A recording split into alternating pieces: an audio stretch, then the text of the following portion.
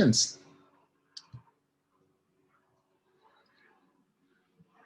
Before we move on. So what we're going to do today is we're going to explore the data science use cases. No, it was a joke. It was a joke about the final exam. Final project, I'm sure you have some questions. Does anybody have questions about the final project at this point? So that will be, giving you insights for that will be the main focus of today, of our last lecture. Lots of questions. Do you want to ask them in the chat or via voice? So, by the way, in my Friday consultation hours, so the consultation hours are every Friday at 11 a.m. Brisbane time. I've had very few people attend, and I'll continue with these consultation hours until the final project is to be submitted. So feel free to join. But if you have questions now, you can as well. But if not, let's get back to what we were doing last week and just continue this this somewhat messy tour that we've done on well, towards the end of course things got a bit messy because we're just doing so many things.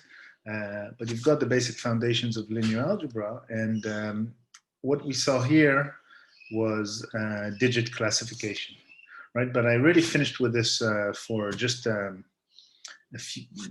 I only had a few minutes, so I'll just show just a bit more with respect to how this is done, okay?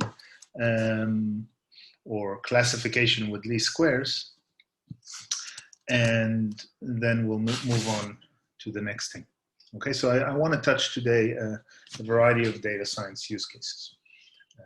Covariance, Gaussians, Pca, dynamical systems, classification. We'll also see another factorization today, the Coletsky factorization. But everything is getting a bit less formal now. So the nature of the presentation today and the nature of your project is more like a data science professional showing something and not like a student studying the exact details of the mathematics to be prepared for a quiz or an exam or something like that. So what I did last week, very briefly, was I took these digits and I separated them out to only the 3 digits and the 8 digits, because what we did is what's called binary classification. So that's classifying between a 3 and an 8. So we created the 3 digits and the 8 digits. And the way we did that is we just took each one of these pixels as a coefficient in linear regression, and there are 28 by 28, 780 for such pixels. And we also added another feature, which is a bias term, just 1. And what we did is we then said that the y, the response of an image, is either +1 for an 8 or -1 for a 3. So that's binary classification, +1, -1. So this is actually the y. And then the actual classification was, you set up this matrix, this was the total number of images we had. So this is just like a design matrix. This is an analogy of the, well, it is a design matrix, analogy of the design matrix, only it's data fitting with 785 variables. Of course, in other contexts, you might have multiple linear regression. You might have that each line here would be a person, and these would be the 785 attributes. Now you see a lot of zeros simply because this matrix, here's a plot of it. It's very dark on the outside, but here is some non-zeros. Okay, this is what this matrix looks like. Okay, and then what we did is we just try to fit the least squares of how does A predict the Y, positive or negative. So these are then the beta hat. So beta hat is a 785 vector.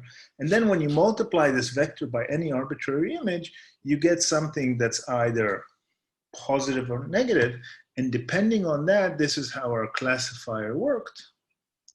The decide function for an image said, well, if this thing is positive, let's say it's an 8. Otherwise, let's say it's a 3. That's a ternary operator. Okay, so this is like an if statement. Okay, and this is how this thing worked.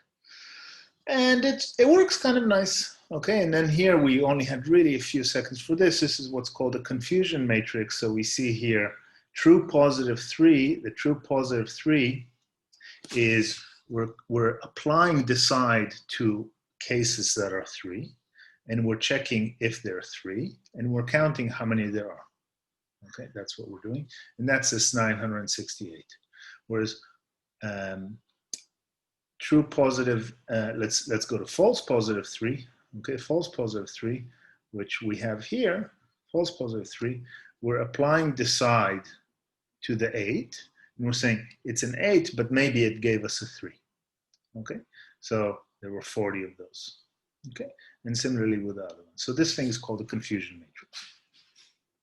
Okay, now what we have here in this example, I think I just ran it, I'll run it again as we speak, is the same type of thing, but now for multi-class classification. Okay, so it's not just binary classification, it's multi-class classification. And by the way, this example is taken from, so we'll see today quite a few examples from Statistics with Julia. This is taken from listing 9.5. So if I just go to that listing a second, and here's, and this is, you'll have this only on the Statistics with Julia. You won't have this on the Webby version. I mean, you'll have the code on the Webby version, but not the description. You'll only have it on the draft version, which you can find in Blackboard, because it's from chapter 9. So if you go to Supervised Learning in chapter 9, so here is least squares classification. Okay, and what I'm going to explain is this listing. I'm going to explain to you how this thing works, and it's simple. It's not much more complicated than the. Oh, sorry. I see that you maybe cannot see the screen. Let me go again. Do that again. Okay. I hope you can see the Statistics with Julia book now. The class is very quiet. Can you guys hear me? Yes, thank you. Okay, it's the silence of the end of the semester, where everybody's waiting to see the results of what's happening with the free world, maybe. I don't know. Okay, so here, least squares classification, this is in Statistics with Julia, page 300, section 9.2. Okay, this is what you have on the Blackboard. And what we're doing here is we're again going to try to do this classification, but we'll now create a different classifier for every digit. So there are 10 digits, 0 through 9. For every digit, L, so the Lth digit will create this classifier, which we're going to do the least squares fit with beta L. And then the actual classification is going to take your image. This is your image. This one is just an appended bias, okay, or a intercept term. And we're going to do the inner product between beta L and that, okay? And we'll see the inner product that gave us the highest value is going to be how we select the image, okay? So here you can see it now in the code and running. And this is all in chapter, I think, 14 in statistics, in VMLS. Okay, so this whole idea is kind of described there. There's not much to this idea, but let's see it in action. So in line 3, we get the images, and here we get the labels, and here we're counting how many are going to be for train. And this is a train data, and this is a train labels. Okay, so what we've done here is basically we've converted the image, we've put them in this one big matrix called train data. Okay, and then we're doing the same for testing, because what we're going to do is we're going to do on 60,000 training and then on 10,000 testing. So that's a common theme in machine learning: separate training and testing. And this creates an A matrix. And notice that we only need to compute the pseudo-inverse only once. Okay. Now, by the way, I was actually a conversation with a friend today. This is what me and my friends speak about. I don't know why. If we look at the rank of the A matrix, we'll see that it's actually not 785. It should be lower rank, because these images have a lot of redundance, so it's only 713. You see, the dimensions of A 785 by 60,000, but its rank is only 713. So if you were going to try and say invert A transposed A, that won't work. But the pseudo-inverse here still works, okay? So that's a pseudo-inverse, okay? All I'm saying is A is not a full rank matrix, okay? Now this function just takes an X, in this case, X is supposed to be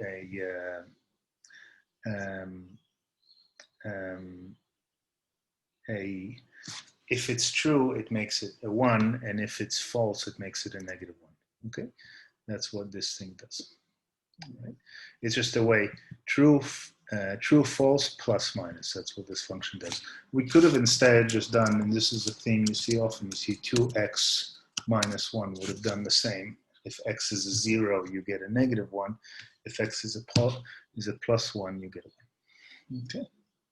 And now, what this y-dat does is it now applies this function onto one hot batch on the train label 09 of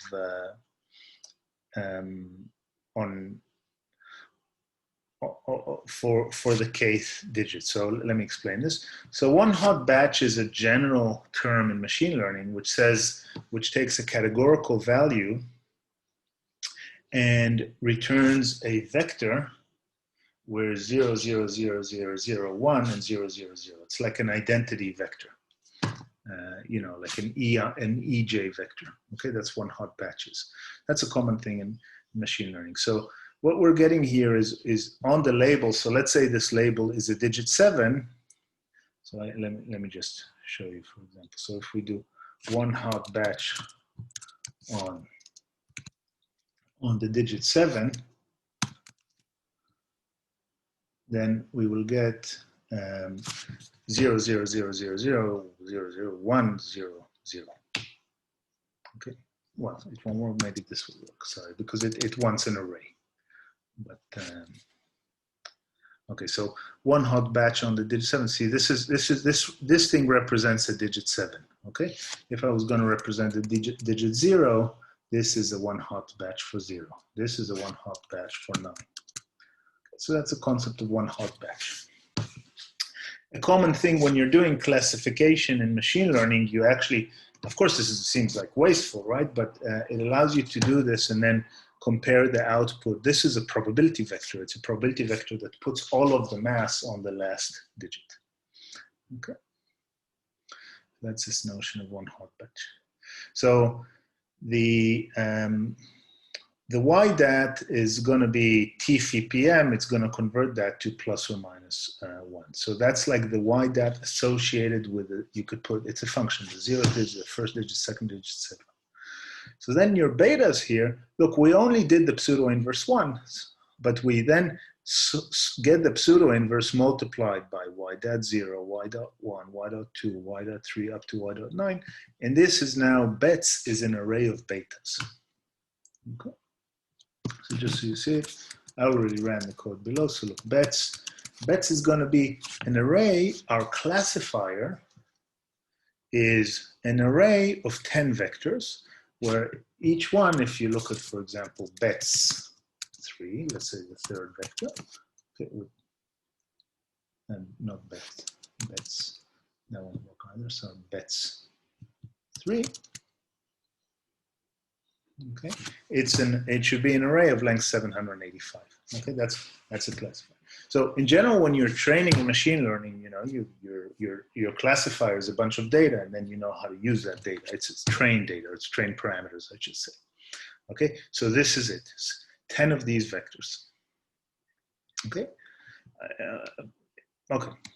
So this is the actual classifier where if you would want to implement this in your cellular phone, you'd make a program. That program would have these things in it, and its logic will simply be this. You'll take an input image, and what you do is you augment one in the input image. That one is for the bias vector, the intercept, okay? And you'll do an inner product with bets k, and you'll do it for k going 1, 2, 3, 4 for the 10 digits. Okay, the arrays in Julia are starting at index 1, so bets goes from 1 to 10, even though they match with the digits 0 to 9. And you'll then see, when you did these 10 inner products, you'll check which one of them gave you the highest input, because positive inputs get positive 1 and negative inputs get negative 1. Okay? And then you'll do the find max of that.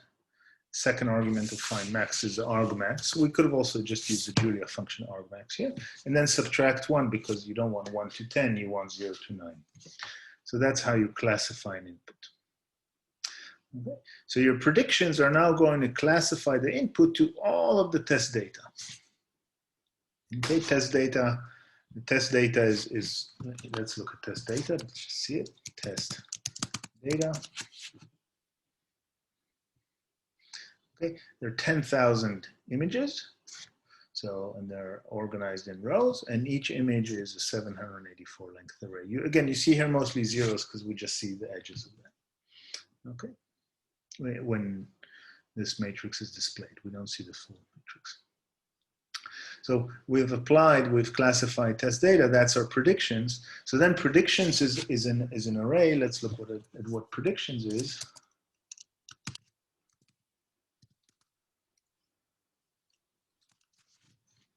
Predictions is this array that has a bunch of classified labels. So the first label is 7, second one is 2, etc., etc. And all we're doing now is we're doing a confusion matrix. We're going for I 0 to 9, j 0 to 9, and we're checking how many times the predictions equals the I, and the test labels was j. Okay, so this is how you get. So this 944 of the zeros were classified as zeros. So there's roughly about 1,000 labels of each type, okay? And 1,107 of the ones were classified as ones. There was not a single one that was classified as a 0, okay? So where's there some high confusion? Where is this class? I mean, and the total accuracy is how good this classifier is. This wouldn't pass in today's machine learning, but 25 years ago, it would have been impressive, okay? Or 30. Okay, so this, by the way, this is a neural network without any nonlinearities, without any activation function, just so you know. This is like the most basic thing you can do. But you get 86% accuracy, and that's least squares. So where is there some confusion? So what digit do we think is A? This should have been A. I mean, where does there seem to be some confusion? There isn't significant confusion. 0 and 9. So let's see, 0 and 9. Yes. Okay, that's for example. Okay, 80.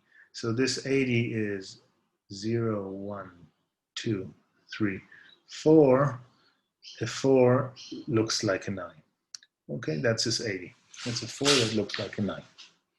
Okay, so there's quite a lot of error due to that. Okay, any questions about this?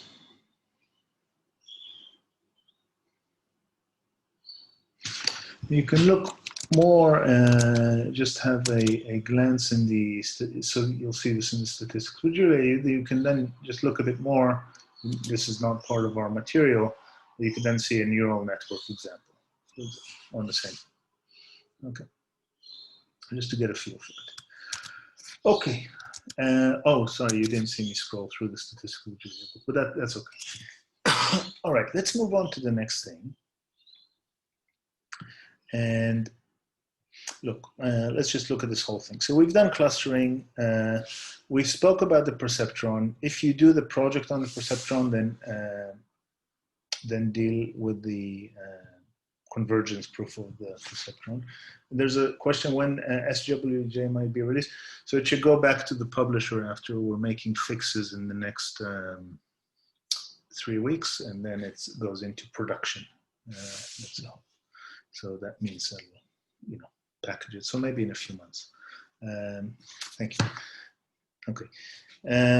Least squares data fitting. Of course, you've done a lot of that. Least squares classification. Multi-objective least squares regularization. Well, we did this last week. That's all about ridge regression and adding this other parameter.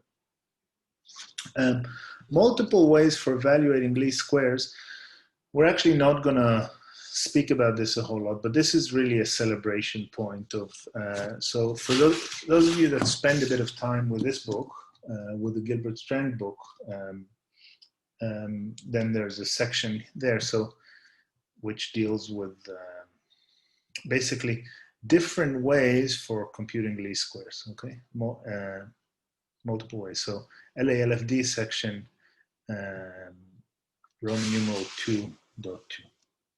Okay, but we won't do, so basically it's about, you can do SVD, you can do QR factorization, you can do iterative methods, there are a few more methods, okay, but they're all about the computational methods of computing least squares. So that's it. Let's move on to the next one.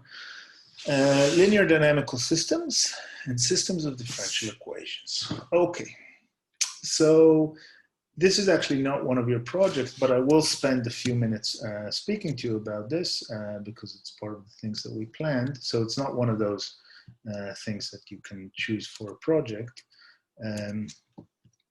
But let's look just at a bit of an example. Now, what I did here, we'll do it actually in two ways. So what I'll do first is go to the Statistics with Julia book and show a very basic example. So you can see Statistics with Julia, yeah. So what you've got here is chapter 10, which is dynamical systems. So when you say the word dynamic, what you mean is things move over time, okay? Things transition over time. Now, the interesting thing is that these dynamical systems are kind of, it's designed for, for motion of cars, for airplanes, for rockets, for economic systems, for biological evolution. But actually, when you look at machine learning algorithms, there's also dynamics happening there because there are iterative algorithms where there's optimization going on or learning going on, and there's dynamics of that. So thinking dynamically is an important thing in general. Okay, so you've already dealt with this type of system in the homework. That was with a simple example of mice and rabbits and foxes, a predator and a prey. Okay, where your state at time t+1 is some function of the state at t, and the state can be multidimensional. Okay, so you've dealt with such a system, but often we want to think of things happening in continuous time. Okay, and it's true that it's a lot of the time for physical systems, but not only. So here's an example. I won't get into the full details, but for any of you that have done some mechanical engineering, some physics, well, this is physics, but we would have done it in the context of engineering or some other context, this is a spring and mass example. So you have a mass and you can pull it with Z, force Z this way, okay? And, or you can displace it with Z this way, you can displace it with Z, and there's a force of a spring, and there's also a friction force, okay? Now, we don't need to get into the details, but we can actually, let's describe the system as a system of differential equations, okay? So x dot here stands for the derivative of x, okay, with respect to time. A is a matrix. This matrix is some constant matrix, which is based on the parameters of the system. Okay, and what we see here is the vector of derivatives is the matrix A times the vector of x's. Okay, so the derivatives are a linear combination of the x's. So what is a state? Okay, so x1, the first coordinate of the state is going to be the location of the mass, and that's a location with respect to this place. And x2, it's going to be its velocity. Okay, positive or negative, it's the velocity. So if you get this state description, hey mass, where are you and what's your velocity, then you can say the derivative is going to be a linear combination of the state and velocity like that. That's this matrix A. Now the first row of the matrix A is actually very simple. It simply means that x1 dot is the x1 dot is x2, okay? Because velocity is a derivative of the location. The second equation, okay, which you can read it as follows, is Newton's law, and you balance forces, etc.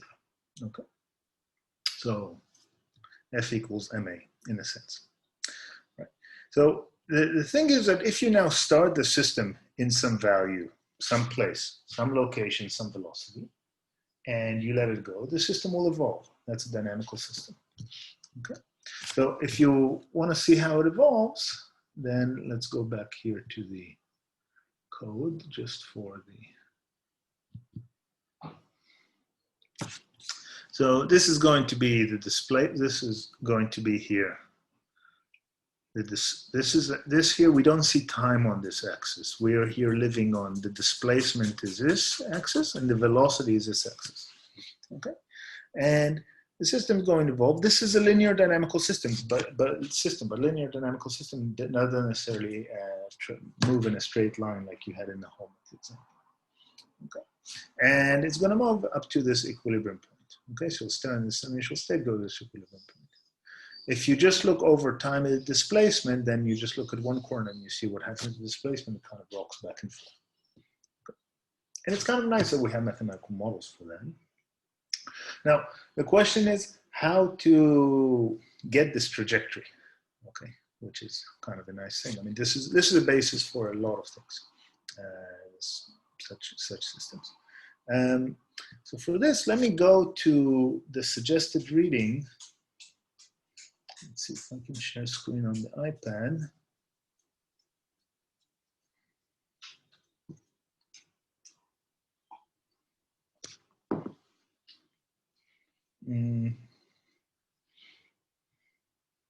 Okay. So we are here in section 6.3 in the book ILA, Introduction to Linear Algebra. Okay, ILA. And we're not going to spend time on this whole section, but I'm just going to show you some key points. Okay. So in general, what you have, so this is slightly different notation than what I had before, is this system. So the derivative of u of your state with respect to time is some constant matrix A times u. That's called a linear systems of differential equations with constant coefficients. So this A does not vary with time. Okay. And let me just give you the solution immediately. Okay. So the solution, let's see it here, or let's go to the summary. The solution is as follows.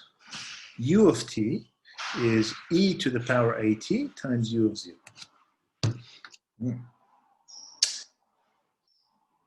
So that's kind of very good. So if you know the initial condition is u of 0, all you need to do is you need to multiply by this exponential and get u of t. The only thing is, what is this? What is e to the power at? What is e to the power at? So A is a matrix. A is an n by n matrix. Okay, so in our example that I showed you, the spring of mass, A is a 2 by 2 matrix. Okay, but this thing is called the matrix exponential.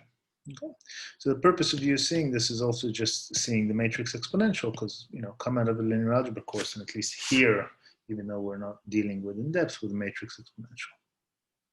Okay, that's a matrix exponential. Now, let me explain what a matrix exponential is. So, and let's just add a page that I can write on. So I'll just define it.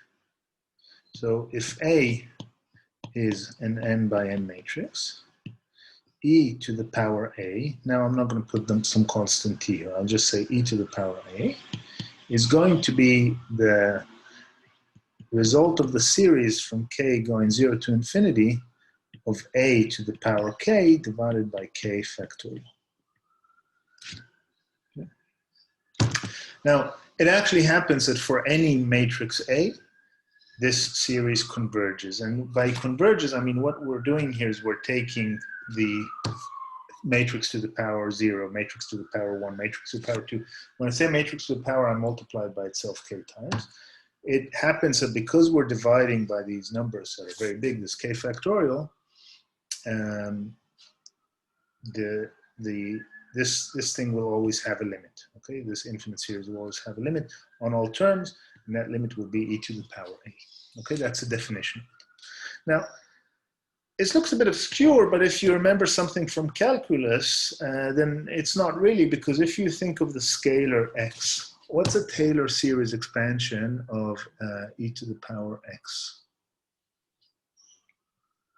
What's a Taylor series expansion on e to the power x? So here x is just a real number, around 0. Same, exactly.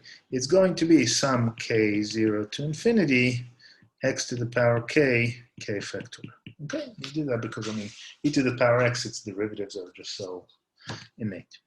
Okay, so the matrix exponential generalizes the scalar exponential, in a sense.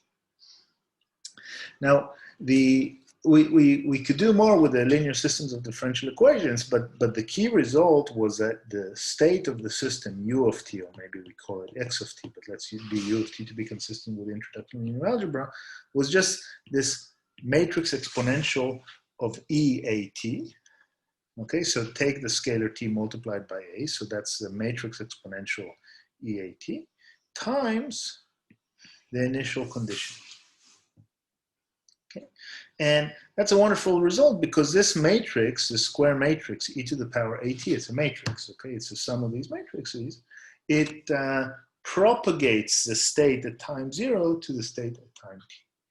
And there are many properties of the matrix exponential that one can work with. But the one that we really like and is fun, so I'll just hint at what's happening here. So imagine now that A was m times a diagonal matrix lambda times m inverse. Okay, that we diagonalized A. Okay, so then if we look at e to the power a, that's e to the power m lambda m inverse, and that's sum k0 to infinity of m lambda m inverse to the power k divided by k factorial. And the thing that happens in this guy is the m inverse cancels the m, the m inverse, oops, sorry, the m inverse cancels the m, the m inverse cancels the n, etc., etc. So what you're going to get here at the end is sum k0 to infinity of m lambda to the power k m inverse divided by k factorial. K factorial is a scalar, obviously. Okay, and now this is a series of matrices, but that's fine. You could just do m times sum k0 to infinity. So use the distributive property outward to the left for this m, and lambda to the power k divided by k factorial times m inverse. Now, lambda to the power k, just like we had previously, I mean, we did this with matrix powers. So matrix exponential is kind of the continuous time analog of matrix powers. You know, lambda to the power k is nothing but, you could write this as m sum k0 to infinity, lambda 1 to the power k, lambda 2 to the power k, up to lambda n to the power k, all times 1 on k factorial times m inverse. So now, what is this matrix? What is this matrix? How can you and recall this thing? So how would you describe this matrix that I painted in yellow? So I'm taking the eigenvalues, lambda 1 to the power k, lambda 2 to the power k, and this is all zeros, right? It's diagonal. And further, when you're summing up these diagonal matrices, I could just write this as m times a matrix where I have here sum k0 to infinity, 1 on k factorial, lambda 1 to the power k. sum k0 to infinity, 1 on k factorial, lambda 2 to the power k, up to the nth one, times m inverse. So what is this guy and this guy in the last one?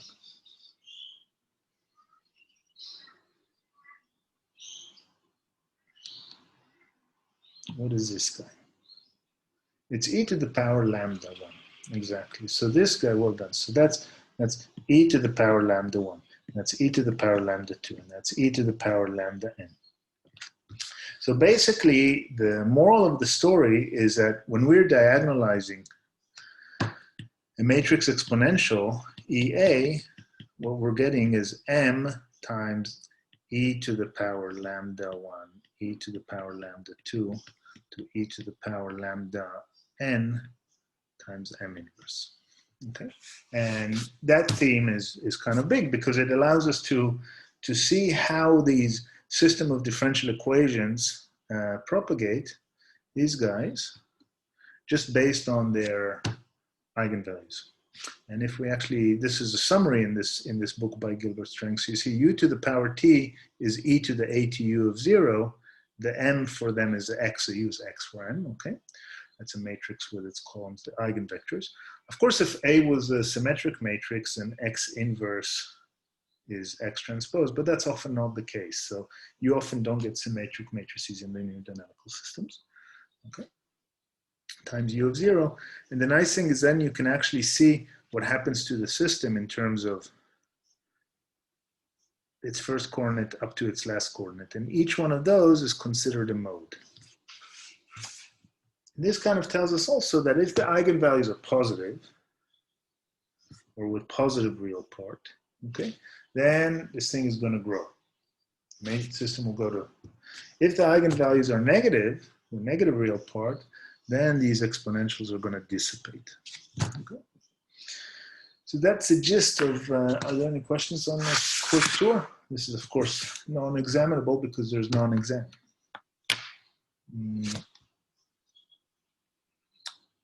Okay, so let's just see the SWJ example. Okay. Let's stop the sharing here.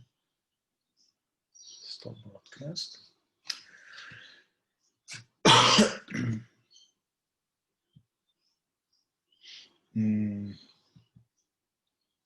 Okay, so in this example, what we're using is actually the differential equations package.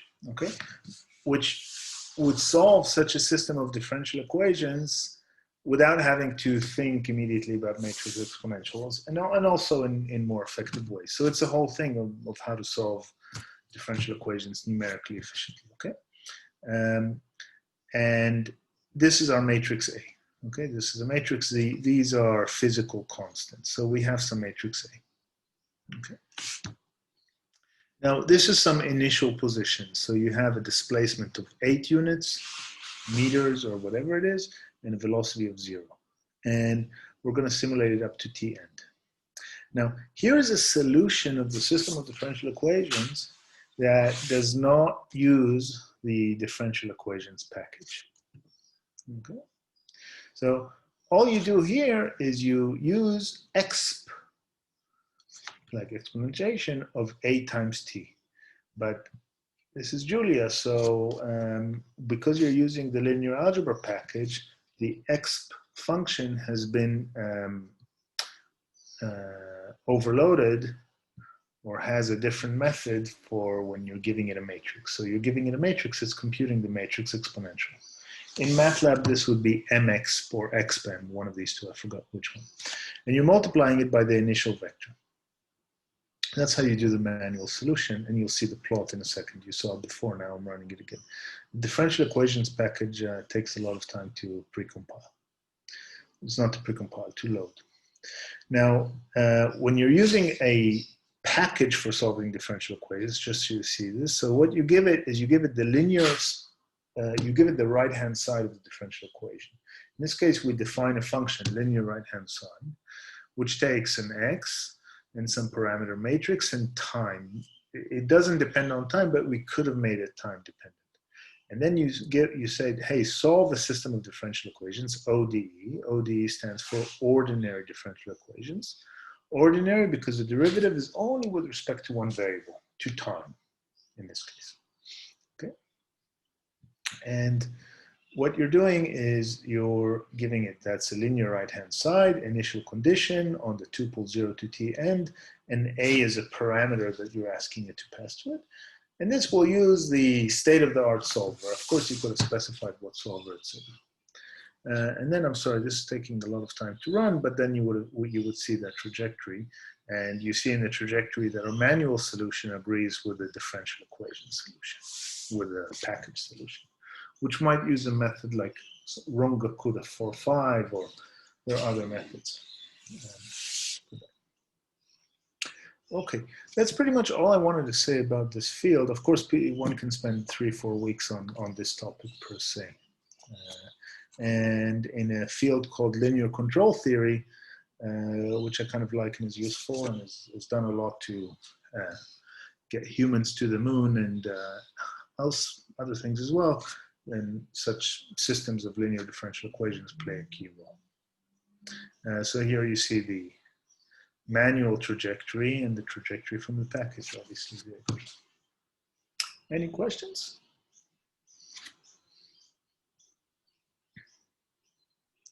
No? Okay, let's move on to the next thing. So, welcome to a big topic. Covariance matrices and joint probabilities. Now, there's a lot on this in LALFD, Linear Algebra Learning from Data, in section V4, but there's also a lot in statistics with Julia. So let's start with this here. Actually, by the way, just so you know, I put the dynamical systems in the covariance and Gaussians notebook. That will go into GitHub. Okay, so who has never heard of covariance? Just a phrase, not that you have to know how to define, etc. Who's never heard of covariance?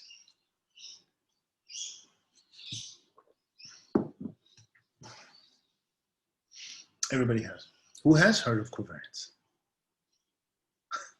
Okay, I just want to see some messages. Sorry, because it's a very, I know, it's end of semester, the last chunk, but let's do it. Okay, so when you speak about covariance, you could speak about it in multiple ways. So first of all, covariance is kind of related to correlation, okay? It's not exactly the same thing, but we'll see in a second, or remind you, etc. You could speak about the covariance of random variables, or you could speak about the covariance that you see in data. And that's pretty much for everything in statistics. There's often data, and there are random variables that model this data, and often the things are intertwined. So random variable is a mathematical object of something that we believe, or data should behave like the random variable in one way or another. So when you're speaking about random variables, and we haven't really taken time to define what random variables are, because it's not the focus of our course, but here in the covariance, it will be a key point. So the random variable x, random variable y, two random variables, their covariance is basically the expectation, it's the expected value of this product, okay? Where you take x and you look at its difference from its mean, and you take y and it looks different from its mean. So mu x and mu y's are the expectations of x and y respectively. And you look at this new random variable, which is a product of x minus mu x and y minus mu y, and you say, what's the expected value of this? So it's a number. It's a number. Now, if you do a basic statistical calculation, you just distribute here x and y, and you use the fact that expectation is linear, then you see that the covariance is the expectation of the product x of y minus the product of the means. Okay, that's what covariance is. So just a question, what if the means are 0? What's the covariance? Or if at least one of the means is 0, what is the covariance? Obviously, you just see it from this formula. If one of the means of the random variable is 0, the covariance is, well, this term will just vanish out. So it's just the expectation of the product. Now, by the way, be careful. Some engineers, electrical engineers, sometimes call this thing that I'm highlighting the correlation, okay? but that's not what statisticians and data scientists call the correlation. But just in some text, you might see the expectation of x, y is a correlation. Okay. Okay. Now another thing. What if x and y are? What if x equals y? What's the covariance of x and x? What if you stick here? So what is this thing when x equals y? There's a name for this thing when x equals y. It's something that probably most of you know, but some maybe don't, if you aren't doing probability or haven't reviewed for a while. What's the covariance of x, of x and x? It's the variance. It's a variance. Okay, we're here not speaking yet about a covariance matrix, by the way. It's just covariance between two random variables. Fine. Okay, so that's exactly how we define the variance. So covariance generalizes variance. Okay. Now, another property that does not come from this formula is if x and y are independent random variables, and independent random variables, you need to work a bit to see what that means. That means, but heuristically, of course, the random variable x does not affect y and y does not affect x.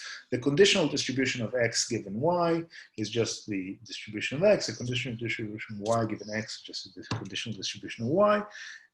It also means two random variables are independent if the expectation of a product of functions of them is the product of the expectations of the functions. But basically, I'm asking you, and now from knowledge, what is the covariance of x and y if the random variables are independent? 0. Okay, good. And the sign, the magnitude of the covariance itself does not tell us a whole lot, but the sign will say the random variables are positively correlated if the covariance is positive, and they're negatively correlated if the covariance is negative. Now, one important technical fact to note, you can have random variables with covariance 0, but they're not going to be independent. Okay? So you can have cases where the covariance is 0, but they're not independent. Okay, so independence implies 0 covariance, but 0 covariance does not necessarily imply independence. It does if the distribution of them is normal or Gaussian. Okay, so we get to this next thing where we take the covariance of x and y and we normalize it. We divide by the square root of the variances. Okay, and this thing is called the correlation coefficient, or for short, correlation. Okay, that's the correlation coefficient. Now, what's the range of values that rho can take?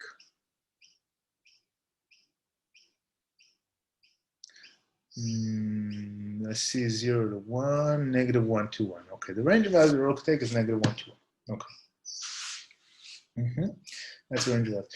And by the way, you can actually prove this using the Cauchy-Schwarz inequality. Early in this course, we had the Cauchy-Schwarz inequality. You can prove from Cauchy-Schwarz that this is always going to be between -1 and 1.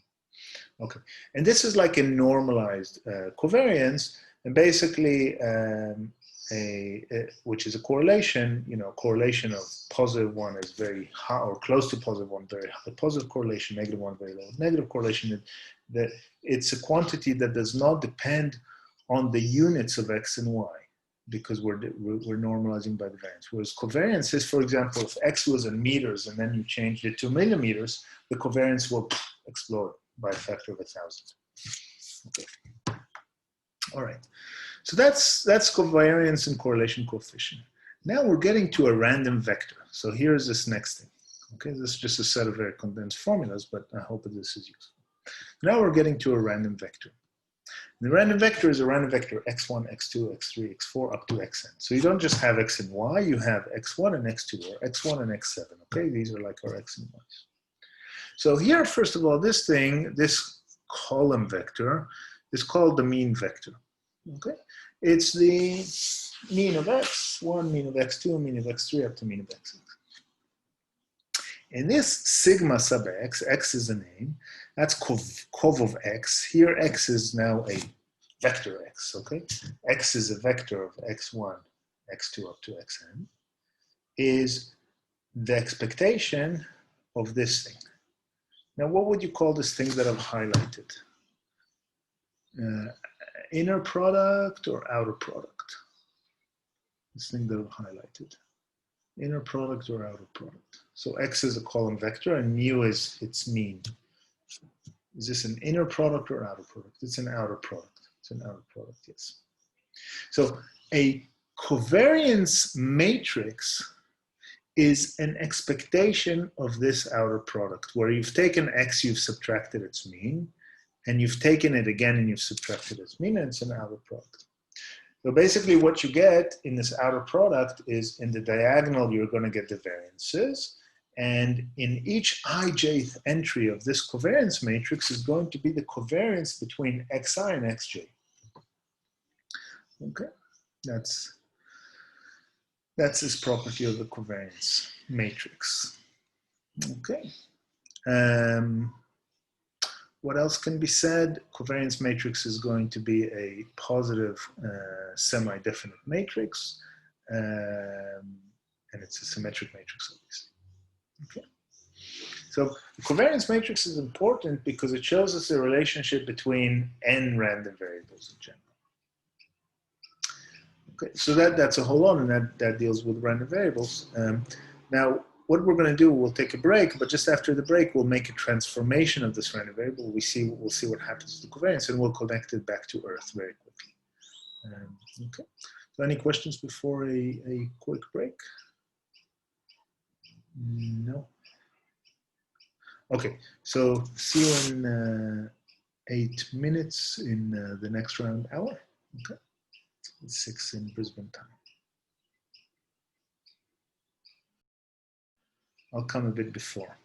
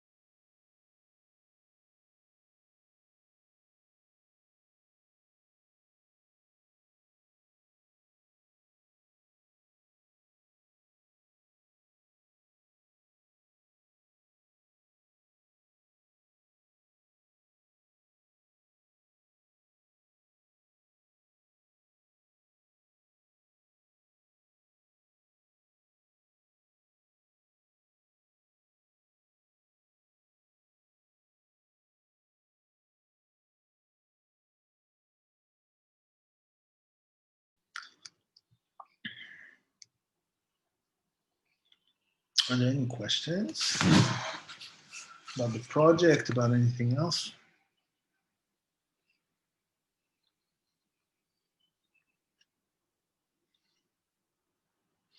We'll start in 3 minutes or so.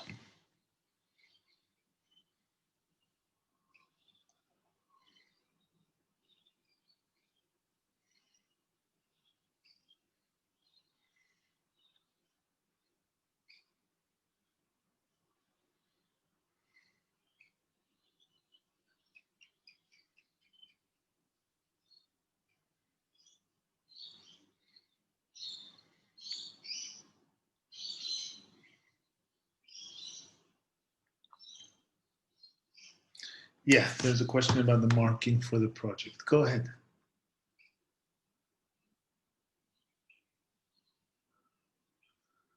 Oh, okay. So 5% for following instructions, you either get the mark or lose 5%. So basically, if you follow the instructions of, and I'm sure you will, of handing in the correct number of files and all the instructions of handing, and then you get 5% gift. If you don't follow in the hand instructions, and reverse gift. So it's simply because the hand instructions are quite, it gets a bit cumbersome with 10 files, right? So it's just to make sure, kind of a bit of extra incentive for following instructions. If I was a student, I might lose this 5%. I was bad at following instructions, still am. But no, I'm sure you can. So and please help us. It just makes the marking easier, right? Because you need to hand in 10 files. It's a mess. 3 Jupyter and this and this. And just make sure the follow instructions have the voice recording mode. Okay. Other questions?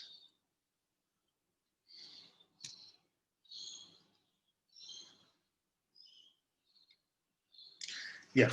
Okay. Now, there's a great question in the LALF book, also known as Linear Algebra Learning from Data. It says that the covariance is A times A transpose divided by n minus 1 in brackets. Now, that is actually what we call the sample covariance. And that's, we get to that in a second. So covariance, you can speak about covariance of a random vector, or you can speak about covariance of data. What you put there is covariance of a data matrix when the data is in the matrix A, and it's actually organized, it depends how you organize matrix A, in columns or in rows. So that's why you put there, each observation is a row. Each observation is a row, okay? And the A is also centered, so it's already demeaned. And that's then the sample covariance matrix. Yeah, so hey, here hey is well, it depends what D is and what is. I'm not sure what the A, but you see, you can get the sample covariance as A transposed A or AA transposed. We'll get to that. Okay, so that's the content of the next hour. All right.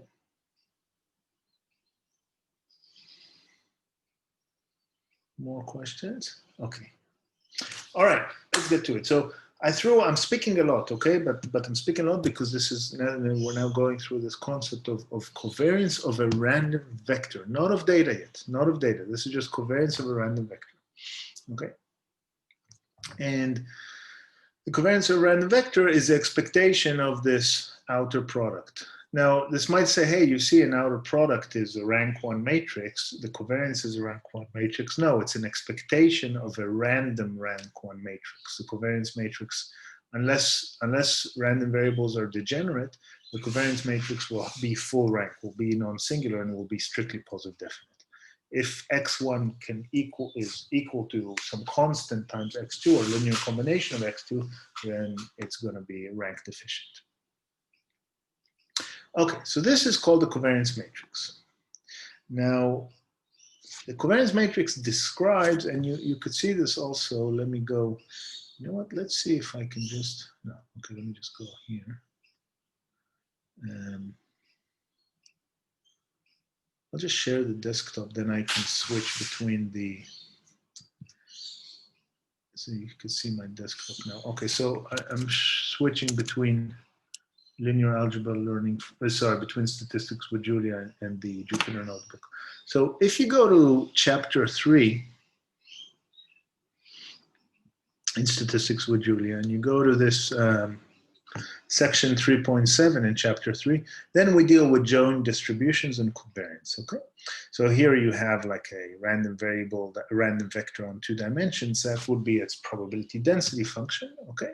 And you can compute its covariance, okay? Etc. So, and this is a covariance of that we just spoke about. All right. Now, often we take a random vector x and we do this transformation. This A is not the A that I was asked about in the chat a few minutes ago. This is just some transformation of the random vector. Okay. So we can take the random vector x, we can apply to it the matrix A, and we add the vector B. It's called an affine transformation. Okay. For example, if the matrix A would be just a row of ones, and B would be 0, that transformation will be to sum up all the coordinates, okay? So think of x1, x2, xn as, say, some stocks, okay? And you're just summing up your whole portfolio.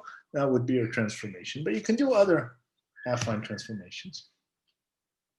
Now, you can show that this new random vector y has a mean, which is, as you'd expect, it would be A applied to the mean of x. This thing, E of x, is just a mean of x plus the vector b. But this is kind of the nice thing. The covariance will be A times the original covariance times A transpose. Okay. Covariance is going to be A times the original covariance times A transpose. And you could do this just by calculating by sticking here. You'd stick here this y, and you'd use basic rules of outer products and calculations, and you'll see that that's what you get. Okay, so when you do this affine transformation, I'm saying affine because B is sometimes not 0. When you do this affine transformation of a random vector x, what you get is you get a new random vector y with a different covariance. Now, the application for which I'm showing you this is actually the application which you're dealing with here in the project in Gaussians, how to generate random variables from Gaussian distributions using Coletsky factorization. I still haven't spoken about Gaussians, but I will, okay? But this is general to any random variable that you describe in terms of covariance. It's just that Gaussians we like very much. Do you know why we like Gaussians? For many reasons, but we like them because they're described by the mean vector and covariance matrix. Okay, if you know the mean vector and covariance matrix of a multi-dimensional Gaussian distribution, you know the distribution. If you know the mean vector and covariance matrix of some other distribution, you don't know the whole distribution. You only got a summary of these two numbers, but it doesn't characterize that distribution. So mathematically, this is one of the reasons why we like Gaussians. Now, let's see something. Let's say I want to generate some random variable y with a given covariance matrix. Okay, so I know its covariance matrix will be A times sigma x times A transpose. Okay. Now, what I can do is I can stick in for x some random variable with a covariance matrix that I know. So I know this guy. And then y will have the desired covariance matrix if I have A sigma x A transpose. Okay. Now, what often we'll use for the sigma x, we'll use the identity matrix. So look, if x had the identity covariance, okay? By the way, identity covariance means that the random variables in the vector are uncorrelated. Their covariance between xi and xj for I not equal to j is 0. Okay, so if you had here an identity matrix, the covariance matrix of I would be A times A transpose. Now, it turns out that this is a common method to generate random vectors with a desired covariance matrix. Specifically Gaussians, but not necessarily. So let me show you. Okay, and by this, we're actually going to meet another factorization along the way now. So in this example, let me run it and we'll speak about it as it runs. And this is listing 3.32 and statistics with Julia. Okay, so what we have is we have some desired covariance matrix and desired mean vector. Okay. So that means I want to generate a random vector of length 2. Okay, this is just random vectors that I can plot on the plane. So my vector is a point on the plane where the mean of the first coordinate is 15, the mean of the second coordinate is 20, the variance of the first coordinate is 6, the variance of the second coordinate is 9, and the correlation is 4 divided by square root of 6 times square root of 9. That's the correlation. Is 0.54, right? Because this is the entry of the covariance matrix here, which is not the correlation. But that's a correlation, okay? That's a correlation. Desired. Okay. Right? Standard deviation of square root of 6, standard deviation of 3 for the other one, this correlation between them, this mean and y. And I want to generate these random vectors, okay, with such a mean and covariance matrix. So before we look at the code and we have to digress and learn about the Coletsky factorization, or at least touch it, then here's the answer. Now we have here 3 things. You have 3 colors. You have some blue and some red and some green. So can you bear with me for a second and just ignore the green and ignore the red, say? So just see the blue, even though some of the blue is covered. Okay, just see the blue for a second, right? Each one of these points here is a point drawn by simulation from a distribution of the random vector x1, x2, okay? Where the mean of the typical points is, as desired, 15, 20.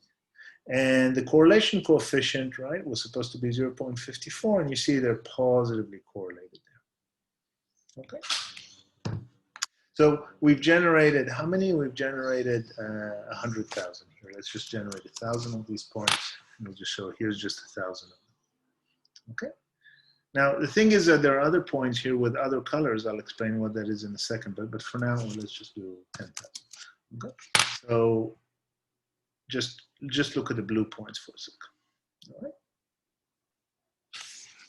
Now, how do we do this? How do we do this? So the way we do this is we use this thing. We use the fact that we can make our y to be an affine transformation of x, okay? Where the affine transformation is going to be some matrix A times x plus b, okay? Now for b, this is affine transformation. This is affine transformation y equals a x plus b. Now, for b, we're just going to use the mean of y, okay? Because the mean of x will start with x, or x is going to be a very basic random vector. X is going to be something very basic. It'll be 0 mean. It'll have mean of 0, okay? So this mean is 0. So then that's going to be the mean. Now, this matrix A, we will want the matrix A such that the covariance of y, which is this thing which we have here, is A times sigma x times A transpose. Now, we're going to also choose the x to be a very basic, and by very basic, I called what you call a standard random variable. We'll make the random variable to have a covariance matrix of just identity matrix. So uncorrelated, and the variance and also the standard deviation of each one is just going to be 1. Okay, so this function here, RG is, or sorry, this function RV, which gets a random generator, is just going to create a random vector. And this random vector can be either a normal, okay, so this is just normal, or it can be a uniform random variable, and this, for those of you that are doing the probability course, who's here, by the way, doing the probability course? I know of one person, but I'm sure there's more. Who's doing the, what is it? Stat 7203 maybe? Or who's doing probability course? I know one. Nobody else? Okay, another one at least. Probably more. Yeah, you guys are probably eating your dinner afternoon, or if you mean like late snacks for as you're watching this, so maybe you're not reaching the keyboard, but maybe there was more. So here's an exercise for you.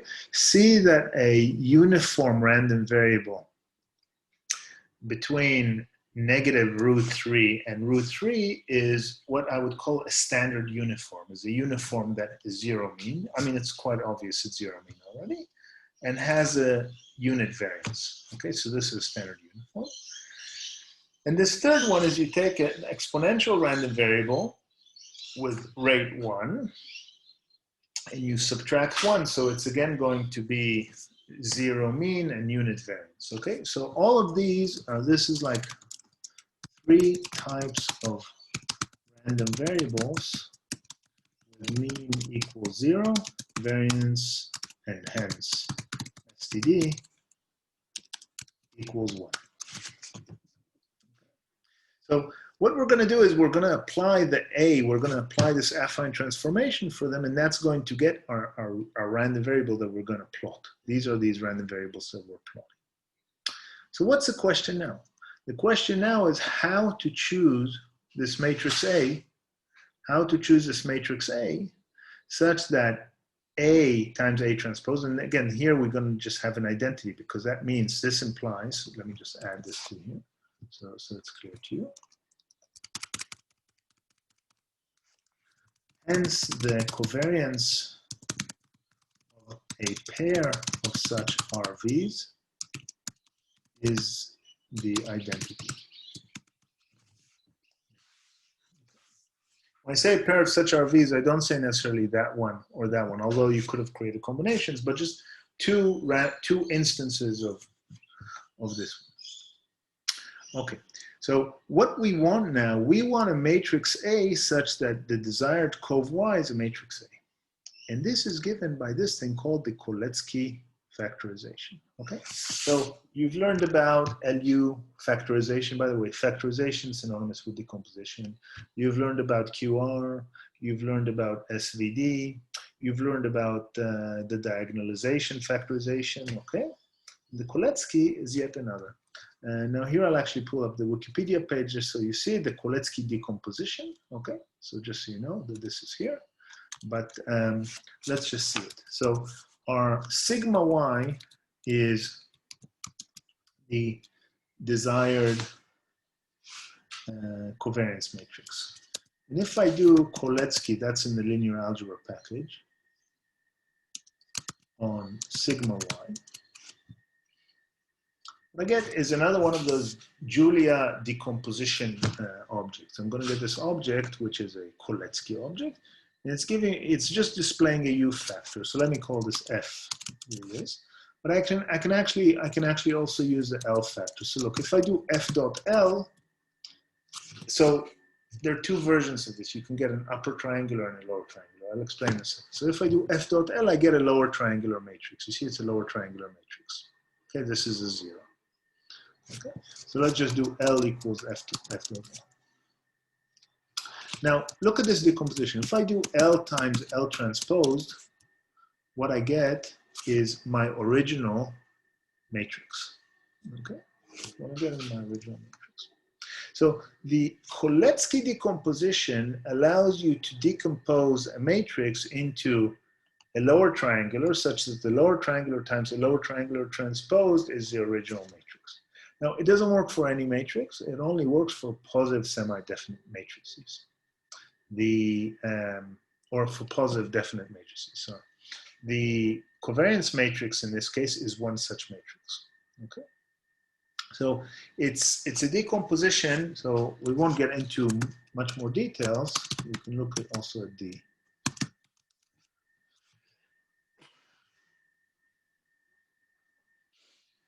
help of it. Okay, so but it's a it's a decomposition that allows you to decompose a matrix into a product of a lower triangular times its transposed. So an upper triangular, which is a transposed. Now, the reason we like this in this context, there are multiple reasons to like the Coletsky decomposition. But the reason we like it in this context is this is exactly what we wanted. We had A times the identity times A transpose. And we knew why. So it's like solving, people sometimes call it the square root of the matrix Y. There's no, of the covariance Y. There's no really square root of that, but it's like solving what is the A such that A times A transpose, and this is L times L transpose, is going to be the covariance of Y. Okay, that's this Coletsky decomposition. Now,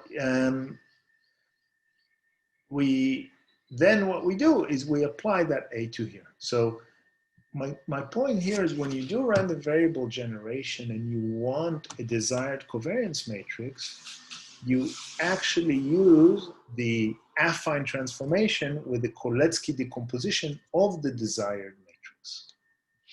Okay. The rest of what this code does is it simply collects statistics of the sample covariance, of which we still didn't speak, but it just shows us that the sample covariance is the same for all the cases. Okay. So we've got here 3 cases. Now, what we also see here, which is perhaps interesting, is people often think about mean and covariance matrix to describe a random vector. But what you see here is that you get 3 different random vectors that have a completely different shape, a completely different scatter shape, but all of them, the green population, the red population, and the blue population, all have the same mean. Yeah, a mean of 15, 20, and the desired covariance matrix. Yeah, variance 6, variance 9, and given a correlation coefficient, which is 0.54, whatever. Okay, that's great. So one last thing about the Coletsky decomposition. What it is basically, it can be viewed as an LU decomposition where you go from LU to LDL, and you can show that for positive definite matrices, the L and the U factor can be made to be the transpose of the L. And there's that D in the middle, which is spread in. I mean, you can find out more about it if you read about Coletsky. Any questions about that?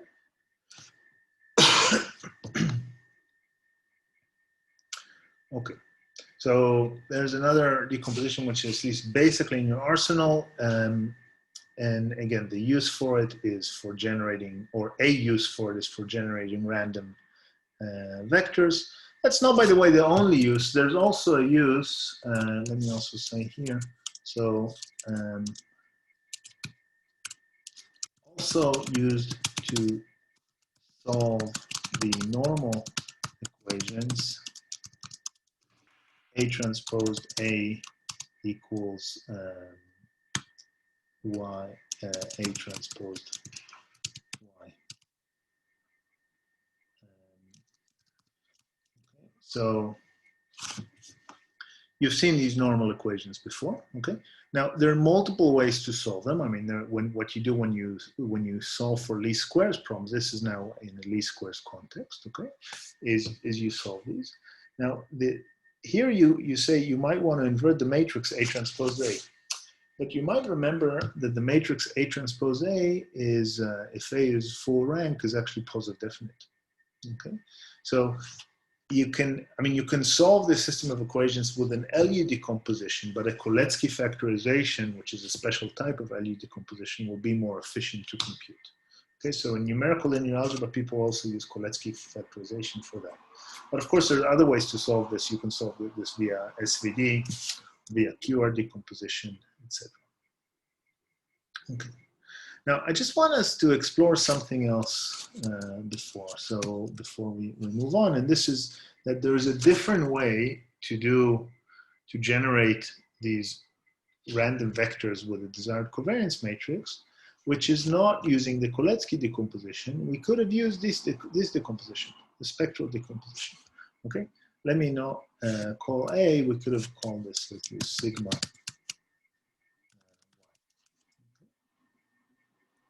So we wanted the covariance of y to be of a desired value. Okay, so we wanted a covariance of y, and we wanted sigma y, we wanted this to be equal to some a times identity times a transpose. I mean, that was a trick, okay? That was a trick. We're given sigma y, and we want it to be a identity, a transpose. I can remove this identity, but I'm putting it purposefully because this identity here is this sigma x, okay? So Coletsky decomposition, which I now pulled out of the hat, you might have never heard about it before, which is probably the case, and that's fine, okay, is one way of finding A and A transpose. But you can also do it in a different way. You can do this. What do we call this decomposition? There was a name.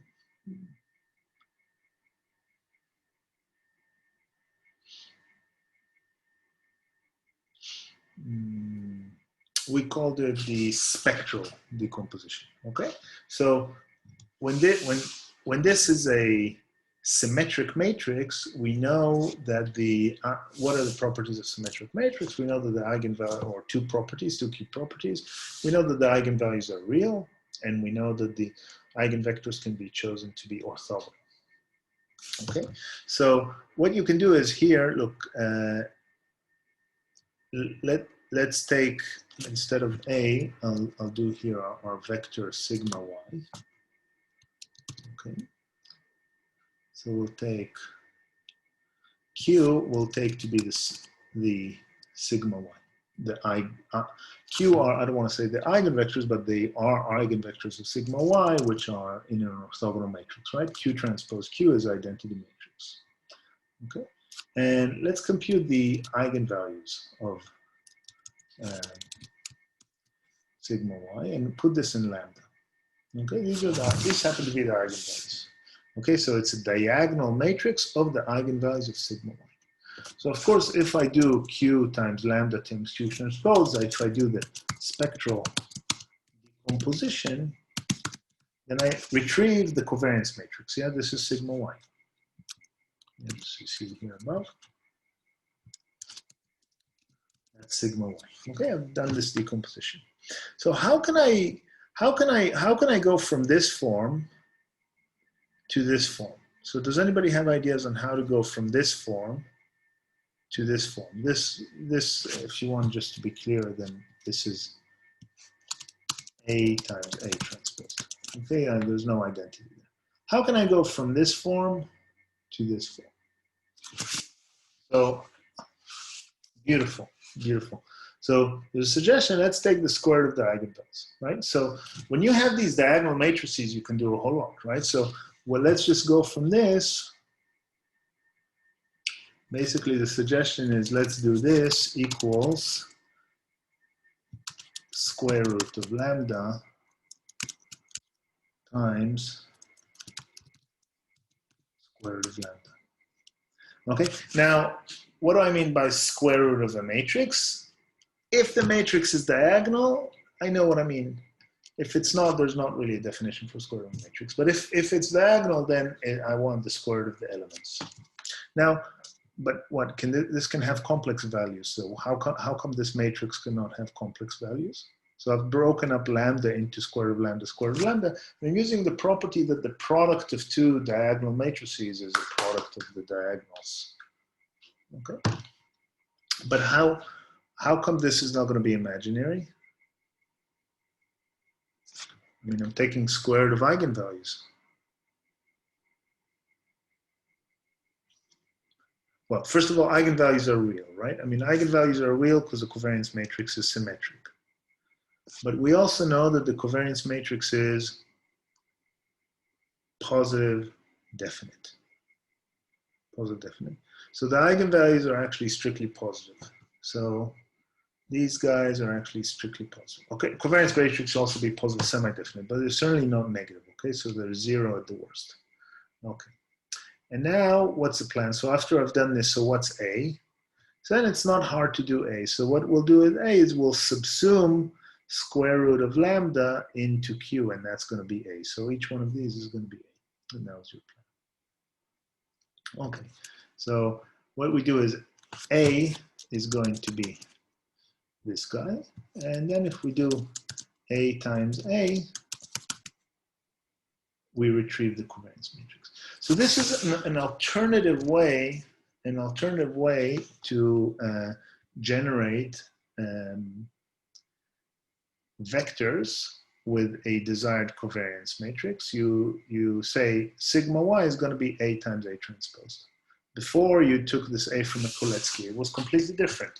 Here, this A it's no longer an orthogonal matrix, okay? A is no longer an orthogonal matrix because we multiply by square root of lambda, but it's a matrix with, or where the columns are orthogonal, but they're not normed.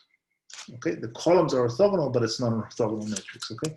So obviously A1 times A2 is going to be 0, but the norm of A1, for example, is not going to be in general 1. So it's a matrix with orthogonal columns, but it's not an orthogonal matrix. Okay, a lot of talking I've done, but that was this story. Okay, so you can do this instead of Coletsky. You could stick A to be that. Now, something which I actually don't have an answer to, I've actually looked, and I don't know if people have looked into it, but I don't have an answer myself. So if anybody of you, if you're doing this project and you want to look into it, then see if you can find an answer. Why is doing Coletsky, or when, or in which cases, or is doing Coletsky preferable to doing this spectral decomposition? Okay. So just so you see, with the spectral decomposition, look, A is now in memory.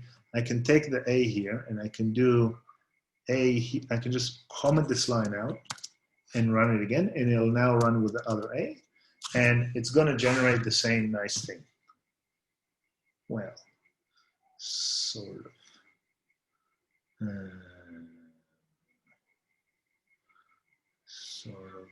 Sort of. What do we mess up here?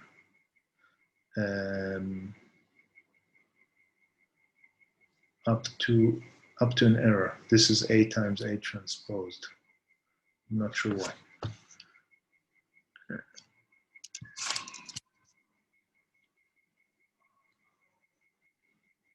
No, it is the same. It just, oh, okay. Huh. That's actually interesting. So it actually did, this is a different set up to the permutation of the columns. This is a different set of random vectors that still have the same mean and covariance matrix. So you see, if I go with this original A with Coletsky, I get here a different form, but both of them have the same mean and covariance vector. So if you're doing this project on Gaussians, and this is what we spoke about now, how to generate random variables from Gaussian distribution using collector factorization.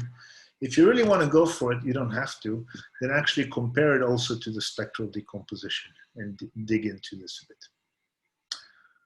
Okay, any questions about this?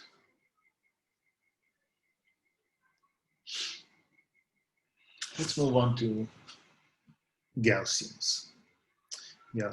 Okay, so I'll go back here to statistics with Julia. And this is the chapter on probability distributions, which you don't need to spend time reading on, although it might be useful if you're doing the probability course. Since you're doing the course with me as well, it might be useful for you to also review things here, because we'll put some order in your head perhaps for some things. So if we go to continuous distributions in this chapter, then you get here the Gaussian normal distribution. That's a scalar one. Okay, that's a scalar. Okay. Oh, okay, dash, go. Buddy, later. Take the box. Okay, go on. Okay. So that's a scalar. I mean, that's a probability density function of a scalar. Sigma is the standard deviation, mu is a mean, and you all know how this thing looks like. This blue guy, that's its derivatives, don't worry about it. Okay, that's a scalar Gaussian. Now, a multidimensional Gaussian, so then we continue a bit and we go to joint distributions, and you get arbitrary joint distributions. So covariance is one way to describe a joint distribution, but you saw that it's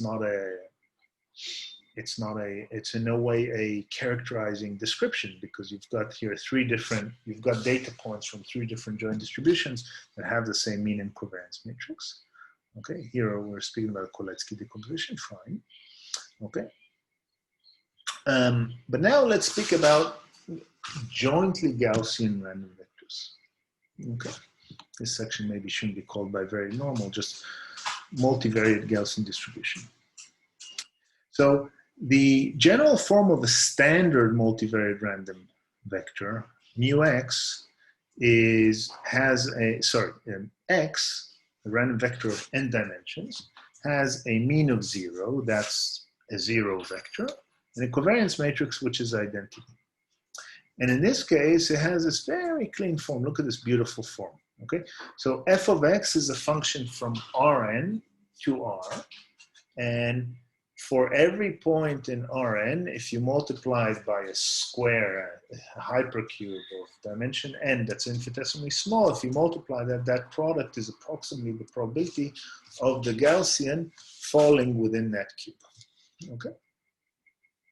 Now, this is just a normalizing constant, 2 to the pi minus, or 1 on whatever, this, okay, that's a constant.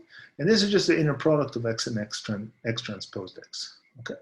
If it's a scalar, of course, you see that's going to be x squared, and that's going to be 1, if it's a scalar, 1 on square root of 2 pi, okay? That's a standard Gaussian. So this example simply deals with this Gaussian and doesn't do much. It just uses a package, hcubiture, which does multivariable integration, which, you know, for one, and it integrates this function numerically on the cube between minus m being 4.5 and positive m 4.5, okay? And, you know, for n, this is doing numerical integration in 6 dimensions. It's seeing that, you know, you've got a volume of about 1, okay? By 10 dimensions, this numerical integration dies. So numerically integrating in high dimensions, it's not high, only 10 dimensions, but numerically integrating just like that, even though this is a pretty solid method which uses state-of-the-art numerical integration, you know, this thing already dies, I guess, by n equals 9, okay? When you limit the number of valves to 10.7. Okay, so not a whole lot of this example, but just here you've got this. This is the density function in n dimensions. Okay. Now, since you're armed with these linear transformations of random variables, then you can also move to do a linear transformation from the standard Gaussian to an arbitrary Gaussian. Actually, we didn't speak about how to compute the density but of a linear transformation, but this is going to be the density, okay?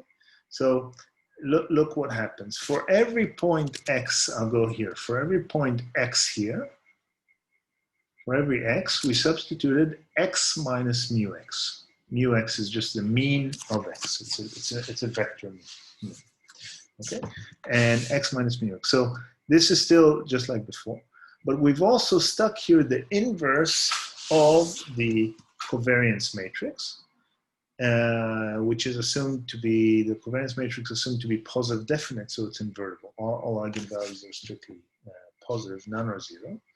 Okay, so we're not allowing 2 random variables to be the same, or this density doesn't exist in this form. Okay. And the nice thing is that the normalizing constant here is, this thing is a determinant. It's actually the determinant of the covariance matrix, 1 on square root of the determinant times this.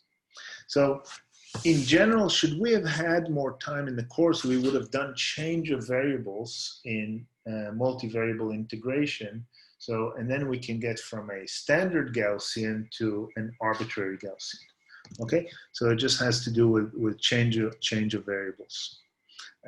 But now you can just take this as a formula.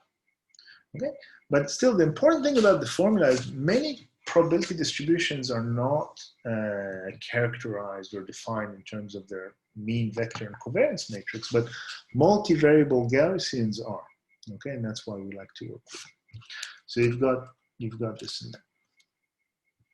Now, as is often the case, and in a similar manner to what you guys did with least squares, when we spoke about n equals or p equals 2, two variables, you actually did this explicit calculation with least squares. So with Gaussians that are not arbitrary n-dimensional, but are two-dimensional, then you can actually look at the specific entries of the covariance matrix, and you can do a bit of a computation, and you can get this form, which looks maybe a bit messy, but it's central to a lot of what is done in probability and statistics. Okay, so what am I speaking about? So the covariance matrix, let's go back here. Look here, for example, even though we weren't dealing with Gaussians per se, this is a covariance matrix. Okay, you can specify the covariance matrix. It's a symmetric matrix, so you only need three numbers: this one, and this one in the off diagonal, right? But you can also specify it in terms of the three numbers: the variance of x, the variance of y, and the correlation coefficient. That's kind of the neat way to specify the covariance matrix. Okay, so that's a covariance matrix. And the mean vector has the mean of x and the mean of y. Okay, the mean of x and the mean of y. So there are 5 parameters in this bivariate Gaussian. Now, something you can do, and I think you're being asked to do this in this question: how is the bivariate distribution a special case? Okay, so the multivariate Gaussian distribution, if somebody asks you, what's a multivariate Gaussian distribution? You say, hey, this is a multivariable Gaussian distribution. It's in the standard form, has this very neat compact form. And in the general form for arbitrary mean vector and covariance matrix has this form, which is still, I mean, that's quite a nice formula for something that can describe a million dimensions if you'd like. Of course, with a million dimensions, you got an inverse of a million dimensional matrix here. Okay, but 1,000 dimensions, you can. Now, then when you go to 2 dimensions, you can stick in this formula the specific numbers, this and that, and you know how to compute the determinant of a 2 by 2 matrix. I mean, even I know how to do that. That's this times that minus this product. So that's going to be this guy. And you know how to compute the inverse of the matrix. You know how to inverse this matrix, right? You flip these guys, you put negative on these guys, right? That's what you're going to do. Did I say it correctly? Yes, I think so.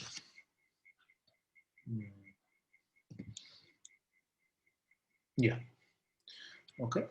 And divide by the determinant. So then you can stick this in and compute stuff here and get to this nice expression. Now, why do we like this expression?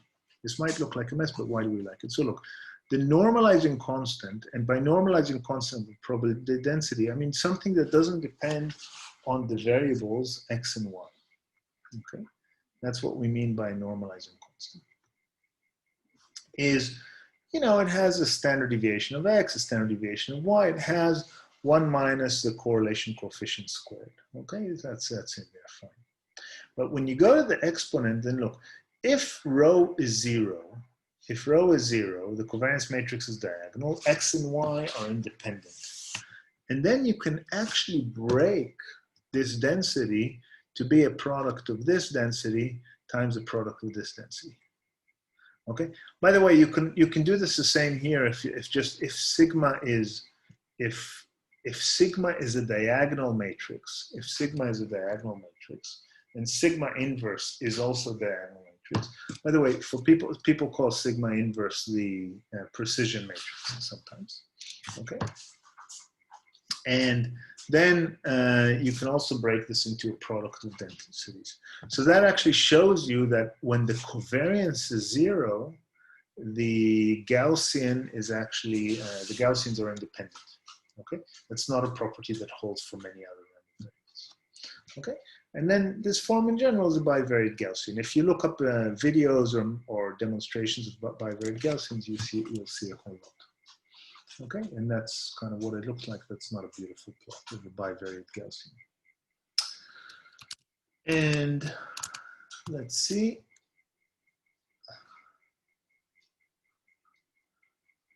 So I think that's what I wanted to say here. And next we'll go on to PCA. So are there any questions? I'm kind of talking all over the place.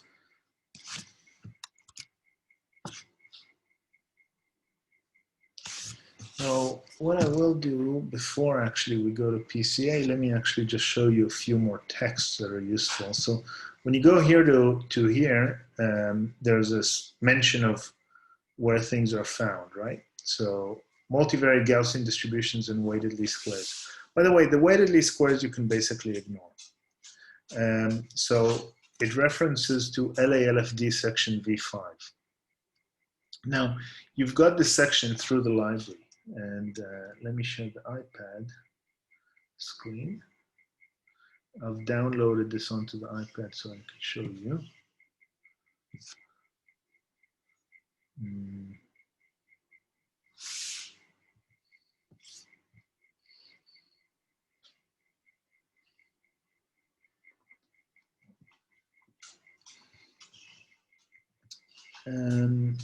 So is it this one?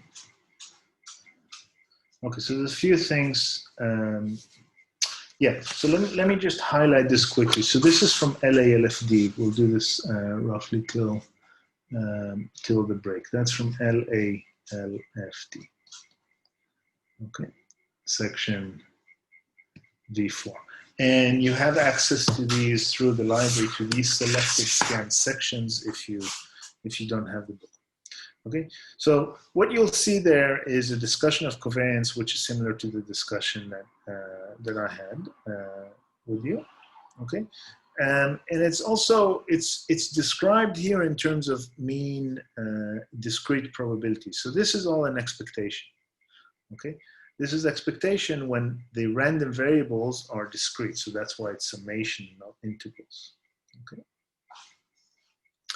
Oh, but then, oh, of course, I forgot to, I don't know why I missed that. So, of course, when you spend a bit more time, then you've got the, okay, you know, so the covariance matrix is positive semi-definite, and there's a proof of that. And this is a covariance matrix as I showed it in general in terms of expectation. Okay, so it's an expectation of this inner product. Sorry, an expectation of this outer product. Okay.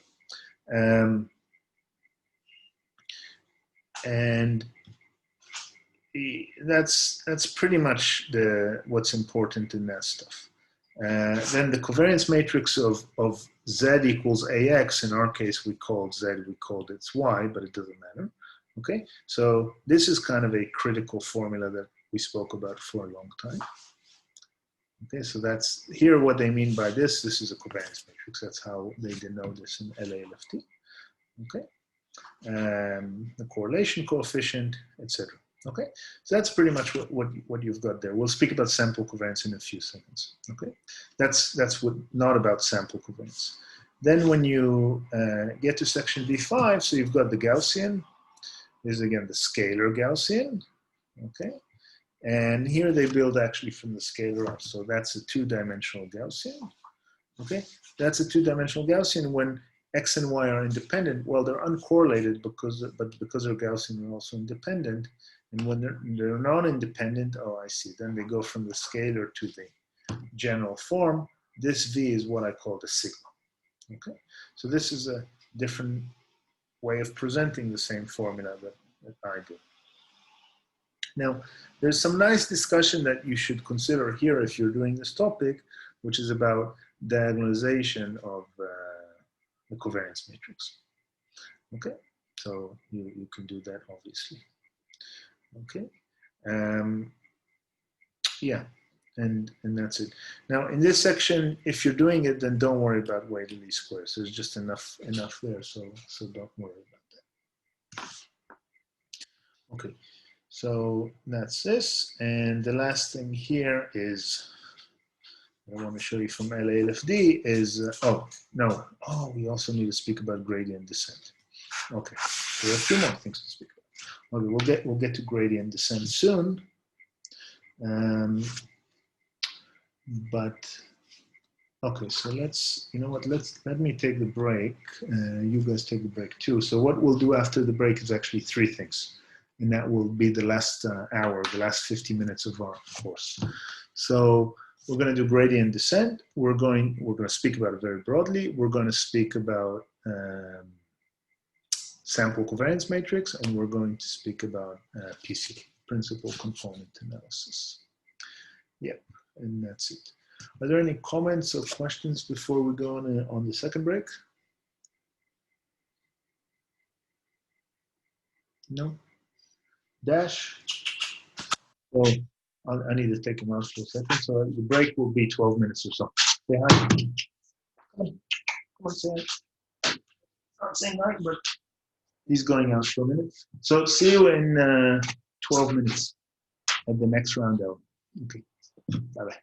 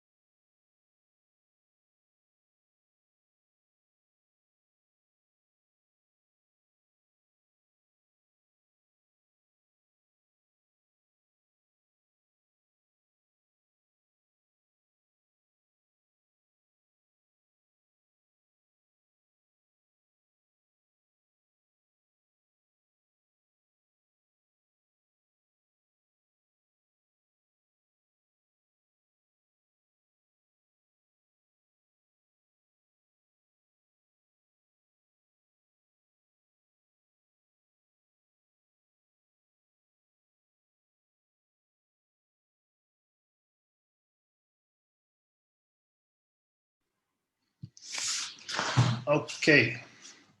Sorry, it took me a bit longer. I'm back. Are there any questions?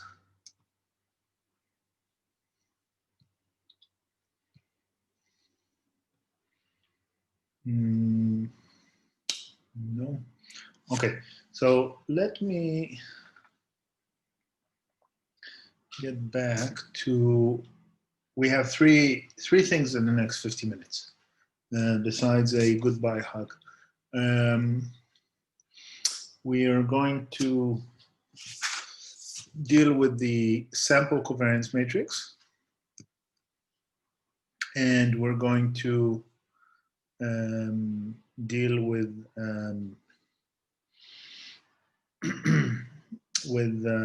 gradient descent and with least squares. So here's now the sample covariance matrix. Okay, this appears in Statistics with Julia in section 4.2.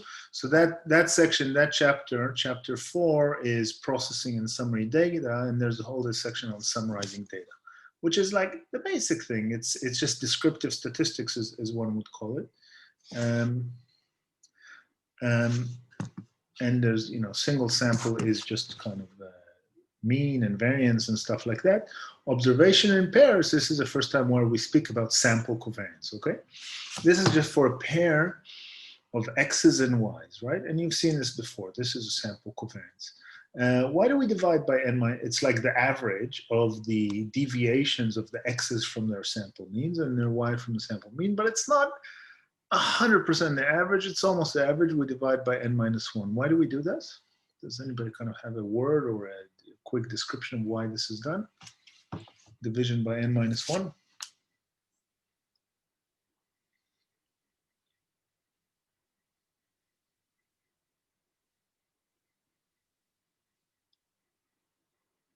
No.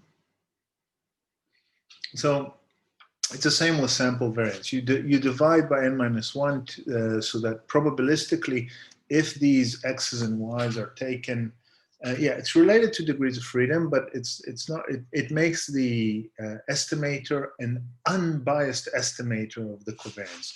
So if you were to take a bunch of vectors x, y, vector observations x, y, x, y, x, y, x, y, x, y, and you'd repeat the sample covariance again and again and again, you'd want on average to be the exact covariance. And that's division by n minus 1 means that the expectation of this, when you view this as a random vector, makes it an unbiased estimator. The same with sample variance, by the way. Okay, but that's we can call this almost statistical blah blah. It's not a big deal because, I mean, if n is 100, what's the difference of dividing by 99 or 100? Okay, but this, when you treat this as a random variable, it's unbiased if you divide by n minus 1, meaning that its expected value is actually the variance. And similarly here with sample covariance. Okay, so you've got sample covariance, you've got your sample correlation coefficient, which is a sample covariance divided by the sample standard deviations, or the square root of the sample variances. And you've got here, for pairs, that's what you get. That's how you get your sample covariance matrix. Okay, so you could stick here a sample variance and a sample variance, and then correlation coefficient, sample correlation coefficient, sample correlation coefficient when you undo this division here. Okay, so that's how you get that. That's fine. So that's, a covariance matrix of a 2 by 2. But what about when you're speaking about multi-featured data, multivariate data? So that's observations and vectors in general. Okay, and a lot of what you do as a data scientist is actually deal with such a data matrix, which in this case we called it the matrix X, and we made it an n by p matrix. Okay, so p is the number of variables, and n is the number of observations. Okay, so each observation is going to be like this. N is, yes, correct. Thank you for fixing me. N is, for correcting me. N is the number of samples. Okay. So keep in mind that sometimes you have this matrix as n by p and sometimes p by n. So you have to keep in mind, if you get a data matrix, what do you mean? Is it like an Excel table where you typically have like this, n, n, n, n, n. That's how this is. Or is it the transpose of it? Okay, and sometimes in the linear algebra learning from data book, it's often the transpose. Okay. Now, what do you do with such a data matrix? Well, one thing you can do is you can standardize it. So you go from x's to z's, and that's called standardization. So you're going to compute the sample. We're going to do this in a second. You're going to compute the sample mean of each variable. Okay, and you're going to subtract this variable from the observation, and you're going to divide by the standard deviation of each variable. Okay, so these are standardized guys. They're called z-scores. Okay, now you can also represent this in matrix form if you'd like. The z matrix took the x matrix and subtracted this outer product. This is a 1. It's a 1 column times an x vector of means outer product. So you've subtracted and you've multiplied it by the diagonal of the S matrix, where S is the sample variances. Okay, so this is called standardization. If you do the standardization, then your correlation coefficient estimator between the jth one coordinate and the jth two coordinate, okay, this is how, look, this is what it is. It's a sum of zi j1, zi j2, okay, on all the observations I. It's going to have this very neat form. It's just a gram matrix Z transpose Z. Now again, if you were going to treat your data in an opposite way, not as n by p, but rather as p by n, then this would be ZZ transposed. Okay. Now, you can also get the sample covariance matrix. So this is a sample correlation coefficient matrix. Okay, in Julia, you get that using the core function. You can also get the sample covariance matrix. And here's what we do. We take X, we demean it. This is demeaning. We're subtracting this rank 1, this outer product matrix, which is the meaning. So this is the demean. And then this is now X transposed. This is this d-mean transposed times itself, okay? Divided by n minus 1. It generalizes this formula here, okay? For arbitrary number of variables, n variables. If you do a bit of manipulation, you can also see that this formula is as follows, okay? So that's sample covariance. So when you get this data, you can compute the sample covariance. Now, in this listing 4.13,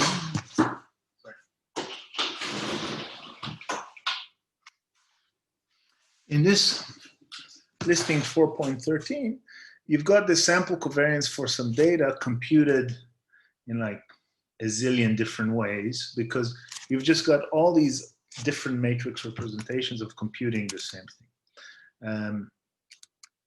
So this is this listing. Now let me just say, I think we've said this before. So this reads a data frame. Okay, I'll show you the data frame in a second. After it reads it, and it gets n and p to be the size of the data frame. Variables synonymous with features. Okay, number of features, number of observations, and the dimension of the data matrix is this guy, and you'll see this opening in a second. So you see here, what we're doing is we're computing, this is different ways to compute the sample mean. Again, what do we mean by mean? Because you have p features, we're computing the mean over n observations for each feature. The sample mean, sample mean, sample mean. I mean, these are just silly different ways of computing the sample mean. Okay, and you see this output, alternative way of computing the sample mean. So you see sample mean is always a vector of 3. Okay, because we have here 3 features and 7 observations. This is, of course, a very small data matrix. Here it is in the data frame. The data frame is a Julia object, like an R data frame. You know, where in this case you call it column 1, column 2, column 3. That's the name of the variable. So it's, but you could have called it. You could have had some meanings for that. Now, this is Y is the d-mean data. Okay, so this is one way to compute the d-mean data. Okay, and now there's all these different ways to compute the sample covariance, and they're all quite detailed. You have to look at just the different formulas which we dealt with up here. But the one thing you might do is you just might call the call function of x. Okay, so if you look at x is a data. Okay, x is a data, and again you have 7 observations on 3 features. If I do cov of x, I'm going to get the covariance matrix. That's the sample covariance matrix. It's a sample covariance matrix. And the assumption in statistics and data science, etc., is if I would now have a huge x, if I wouldn't have 7 by 3, if I'll have 7,000 or 7 million by 3, then this would be a good estimator. Okay. The sample covariance matrix is positive semi-definite, and in most cases it will be strictly positive definite. Okay, unless you have perfect collinearity. Now, question: what if I do cov of x transpose? First of all, what is this going to be? Is it going to be the same thing? Is it going to be different? Cov of x transposed.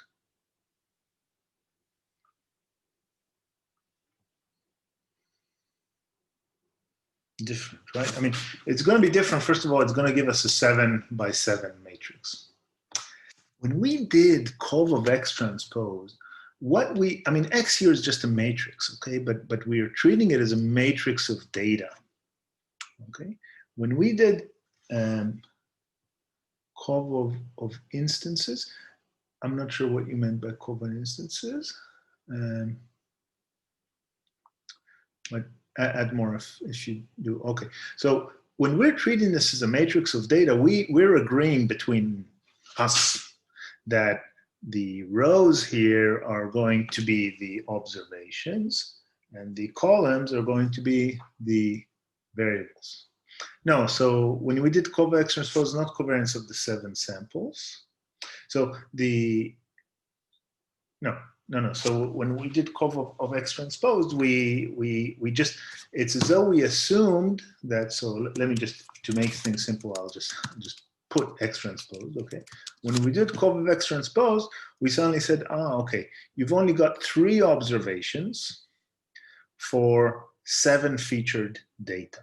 Okay, so like this is thinking, hey, there's 3 people, each person described by 7 numbers.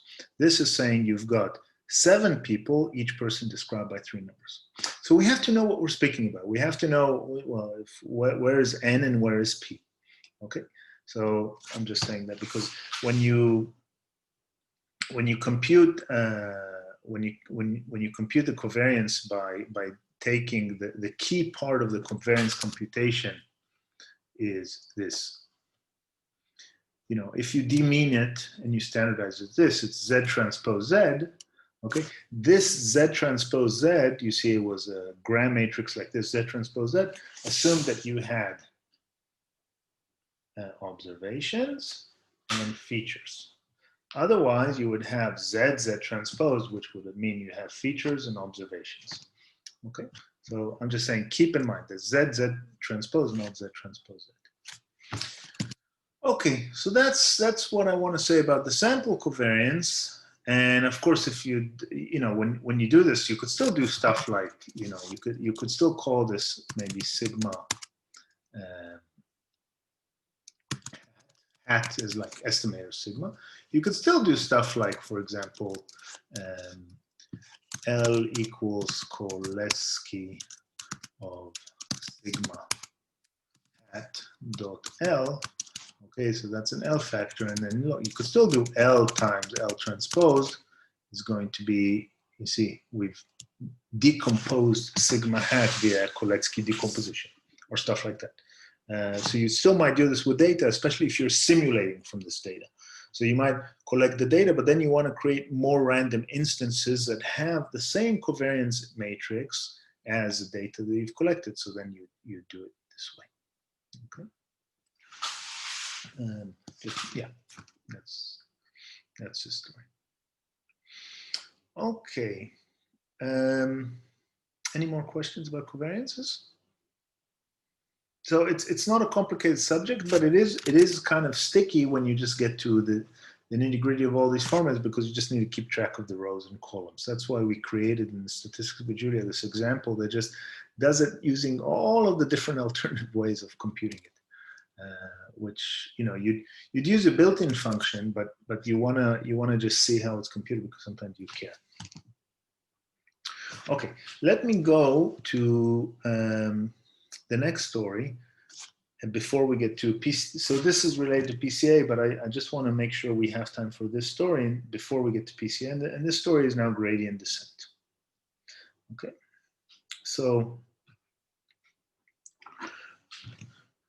completely different, different story, different from the covariances. So for gradient descent, I'm referring you to linear algebra learning from data, section VI.4, gradient descent towards the minimum. Okay, and this section has, you know, it has a bit more than what you'd like to cover in your project if you're doing gradient descent, but it's a quite kind of nice general overview. Okay, of course you can get this from many other sources, including in the Statistics with Julia book. You'll find stuff about gradient descent, but not in the same depth as you have here. So the general idea in gradient descent is you're trying to minimize this function f. Okay, and you know, f can have 20 unknowns, but often in the application of, say, neural networks, f can have 1 billion unknowns, a lot of unknowns. Okay, and you're trying to minimize it. So the silly algorithm is that you go through iteration where the next iteration is where you were previously, minus some, let me paint this guy in purple, minus some purple thing, okay, some constant, times the gradient of where you were.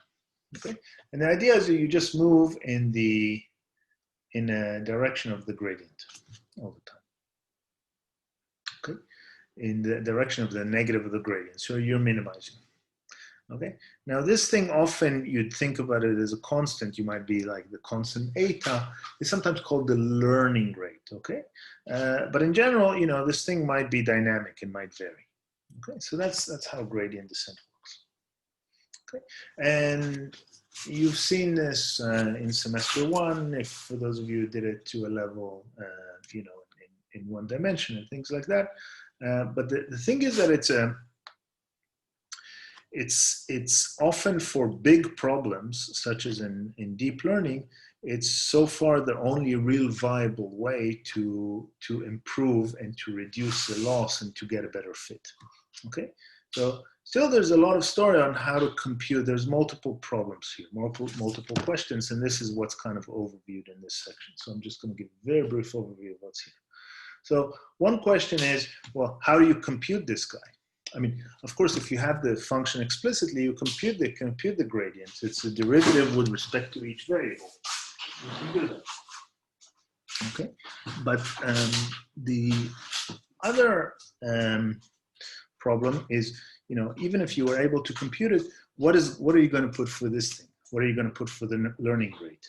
Okay, because if the learning rate's too big, then this thing's going to jump all over, and if it's too small, you're not going to go anywhere.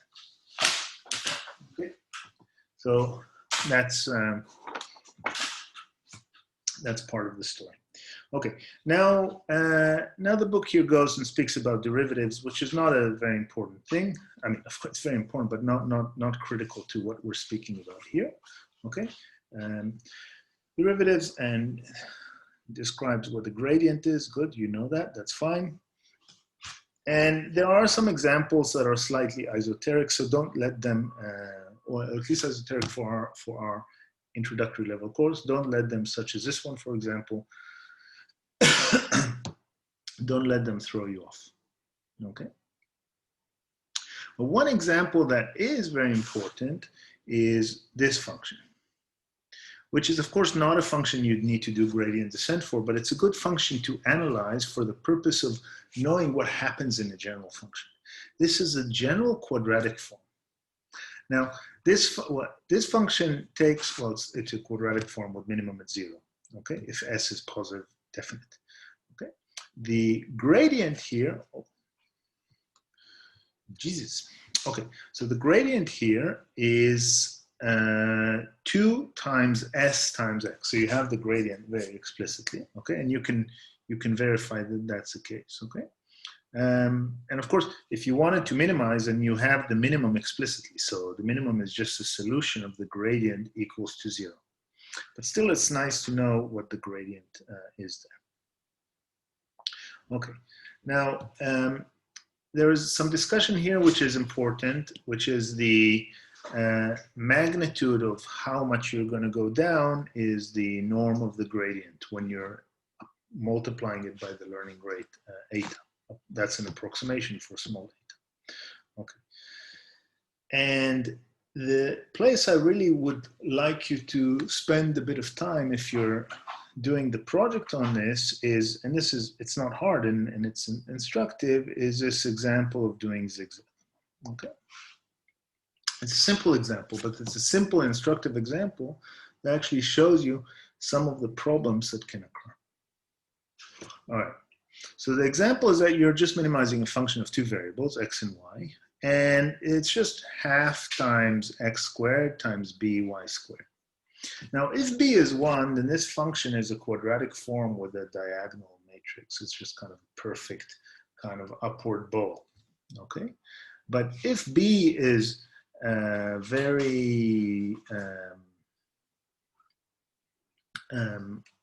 if b is very small, then this function becomes very, very, very narrow and looks like this guy. Okay. Now, what you can do is sometimes to approximate what happens in gradient descent, or you might choose to do it, is instead of doing gradient descent, you can actually go and you could say, okay, I'm at a point, I'll have my gradient at that point, then I'll just look across that function at that point, and I'll assume I'll go to the minimum point that I find, okay? And this is what you're doing here. So you're starting at this initial point. The gradient happens to point this way. You don't just take a gradient descent. You actually look everywhere in this direction, and you say, where is going to be my minimal point? Now, your minimal point is going to be here. At that point, again, you look for the gradient. You say, now my gradient point or my negative gradient points in this direction. You have the gradient points there, negative gradient points in that direction. And I'm going in that direction and I'm minimizing this one-dimensional slice of the function. Okay, I mean, this is doable both computationally and in principle. So when you do this, you end up here.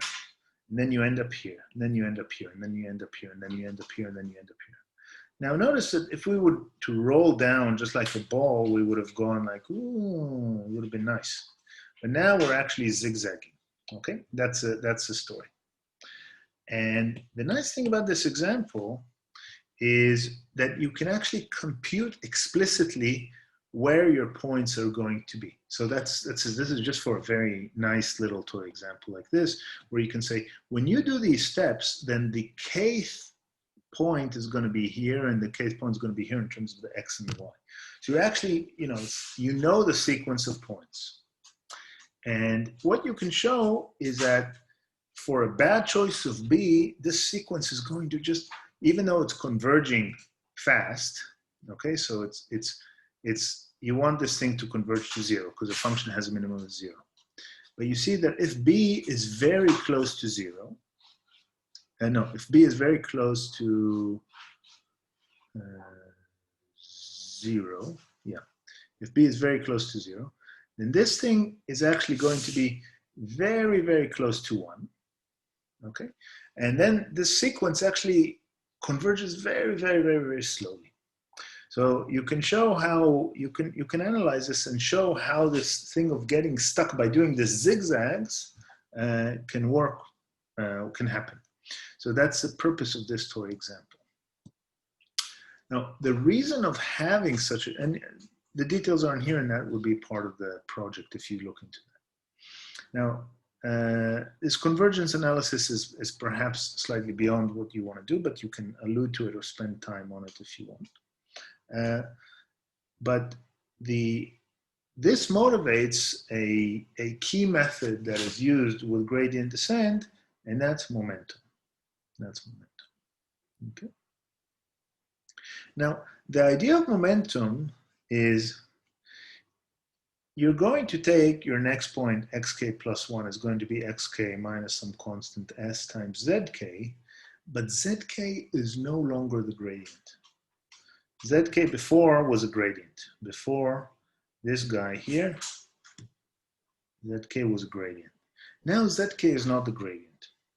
What zk is, it's a geometric average of the gradient. So zk is the current gradient plus some constant, and beta is maybe something like 0.9 or 0.8 times the previous gradient. So you're learning the last couple of gradients. So zk is not your exact gradient. But what you get with this type of momentum is, in examples like this, you'll actually go much smoother. Now you can even try, you can implement, this is not hard to implement, so you can try, if you're doing this project, you can try to implement this on that example and see how you can get better performance. Again, the example is a toy example, but the beautiful thing is that this concept of momentum is now part of, through other algorithms. For example, there's an algorithm called ADAM, where a key part of ADAM is this momentum, okay? And that's one of the key parts used today in deep learning. And it's not too complicated. Okay, there's also a description here how with momentum you actually, this is like an augmented system where it's still just, it's an augmented linear system where, well, it's not a linear system, but it's an augmented system that has state X and Z. Yep, and this section goes on a bit more, but I think that's enough. So that would be what I want to say about gradient descent. Are there questions?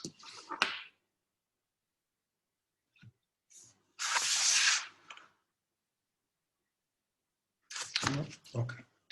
Let's move on to the last topic of the year. And that is PCA, Principal Component Analysis. Okay. So let me actually start with an example that's more close to what we've done before.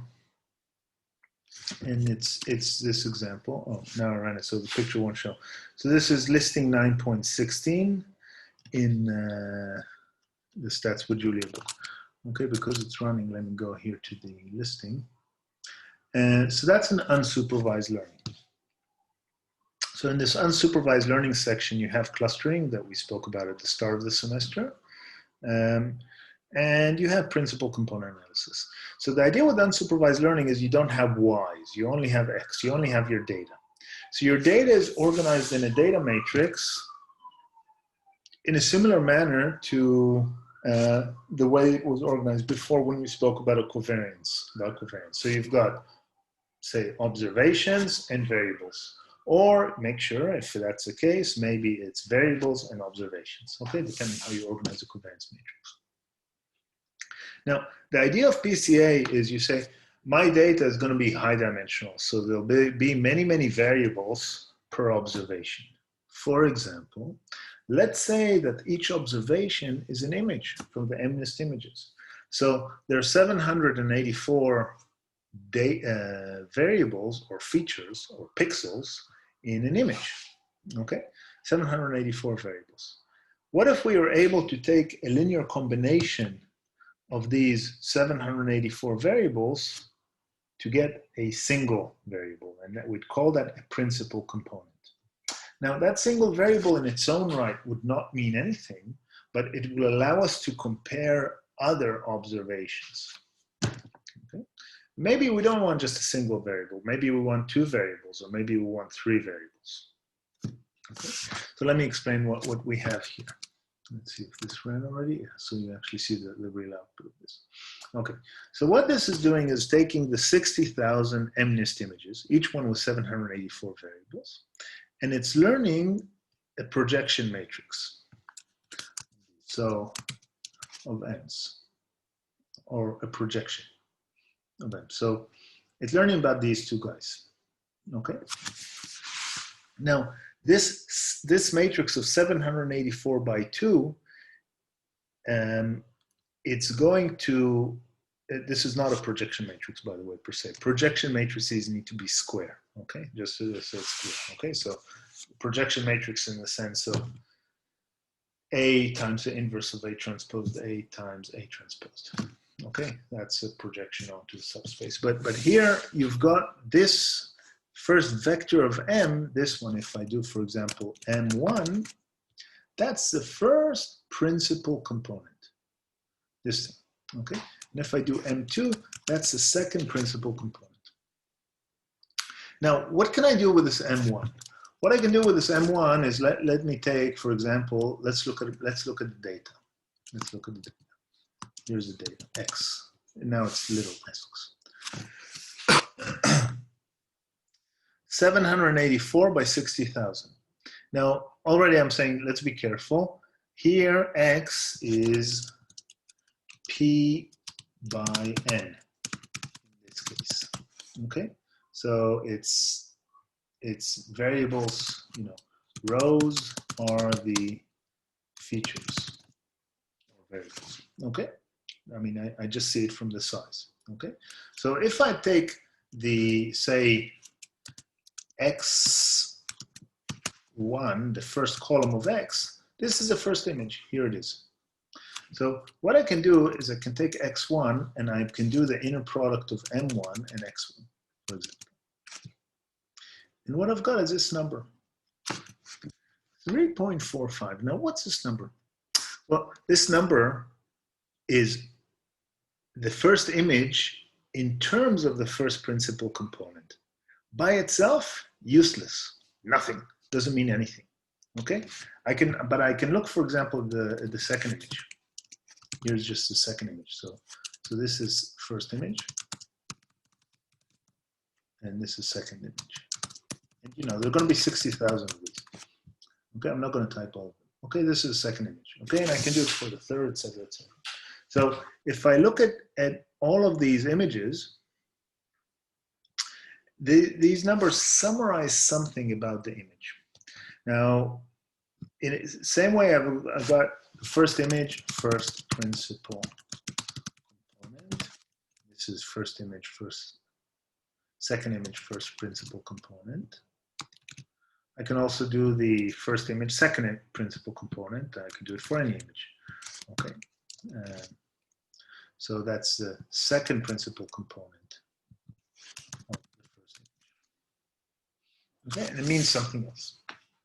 Now, again, this so far seems useless. However, look at what happens when I'm plotting here. What I've done is I've now separated the images because I do actually use the other information which I have, and this is one potential use of PCA, but there are others, okay?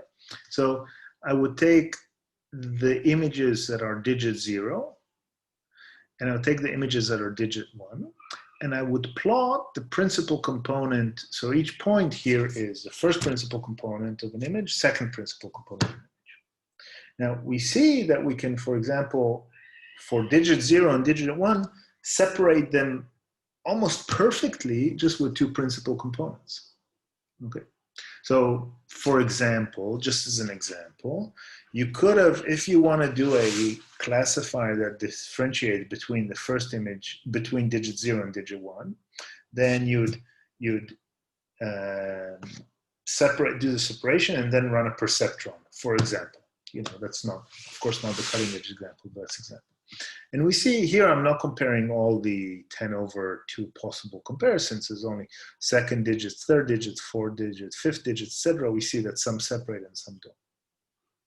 So the point is that principal components actually, in a sense, describe the system in a completely kind of different way, but they describe it in an essential way. Okay, and in a way that you kind of compress the data, but still keep some of the information, okay, some of the story. And yeah, so they're often part of other applications. So this was all at very much at the user level. But let's actually see what's happening with PCA. Okay, so there's actually two ways to look at what we're doing with PCA, and one is in terms of the sample covariance matrix, and the other is in terms of SVD. And in a sense, it's kind of the same thing. Well, it is the same thing. Okay, so let me go now for a different example too. We'll use that example to introduce, but I'll go to this example. So this is listing 915. So here in the Statistics with Julia book, you've got two PCA examples, and the first one here is this guy. Okay. So what you have in this example is a data set. Oh, I see, I should restart it just because something's bad with the plot. Okay, so it's a data set. It'll take it a minute or two to restart. It's a much smaller data set just to handle things. So here we have for, again, X is in terms of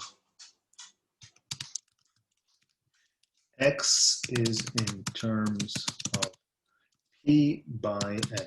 4 variables, features, and 150 observations. Okay. And this is a data set that if you've done the intro to data science or something like that, it's this overly used IRIS data set. Has anybody used the IRIS data set? Yes. I mean, quite shocking that we're teaching data science with a data set that's 90 years old, but maybe it's good. I mean, irises are beautiful flowers. So this is by Fisher, father of statistics. Okay, so, you know, it's a data set that has petal width, petal height, I don't know, stuff like that. Okay, these are the 4 features and 150 flowers. Good for them. Oh, sepal length, okay, this is actually sepal length, petal, and sepal. Okay, so what we're doing here is using a package, okay, like a black box. Let's fit PCA, that's how you do it in Julia with this package multivariate stats. I mean, the fit function is a general function, and you throw stuff into it, okay? And M is going to be the output, which is the principal components. And we're going to fit all 4 principal components. So if you fit all 4 principal components, all you've done in the end of the day is you've just diagonalized the data. You've just looked at it from a different way, okay? But that's what we're going to do. And what you'll see is you'll see a plot evolve in a second, and that plot will look like this thing. And what we see in this thing is this is a plot which is similar to what you had before, this plot, which just plotted you know, these guys, only now we didn't break them up based on flowers, but these actually happen to be different species or different flowers, okay? And in this plot, what you have is the variance described by each principal component, okay? So the cumulative variance goes to 1, and this is called, I think, a spree plot, okay? And the variance goes to 0, okay? So, and this is similar to hints at what you'll see with singular value decomposition, what you've seen before. So when you're looking at the singular value decomposition. However, when we're looking now at principal components, let's see at how we do it manually. So I'm doing it here manually. Okay, so I'm creating the same matrix and manually, and you know, the output shows us that the manual versus a package. Where is this? It's a maximum with the absolute between manual and the package. It's the same thing. Okay, so what we're doing is we're computing the covariance matrix first of all, the sample covariance matrix. Now look, I'm doing covariance of X transpose. Why am I doing X transpose? Because the Julia covariance function, Julia covariance function likes or expects, I don't think the function has any feelings, expects P, N times P, not P times N. Okay, here, yeah, P is the number of variables, N is the number of observations. Okay, kind of I like it this way too, but that's, you know, that's just the way it is. Because that's like an Excel table. You know, in Excel table you have observations, sorry, observations, variables. I mean, that's how we do it. That's how we do in the data frame as well. Then what it's computing is it's computing the eigenvalues of the covariance matrix.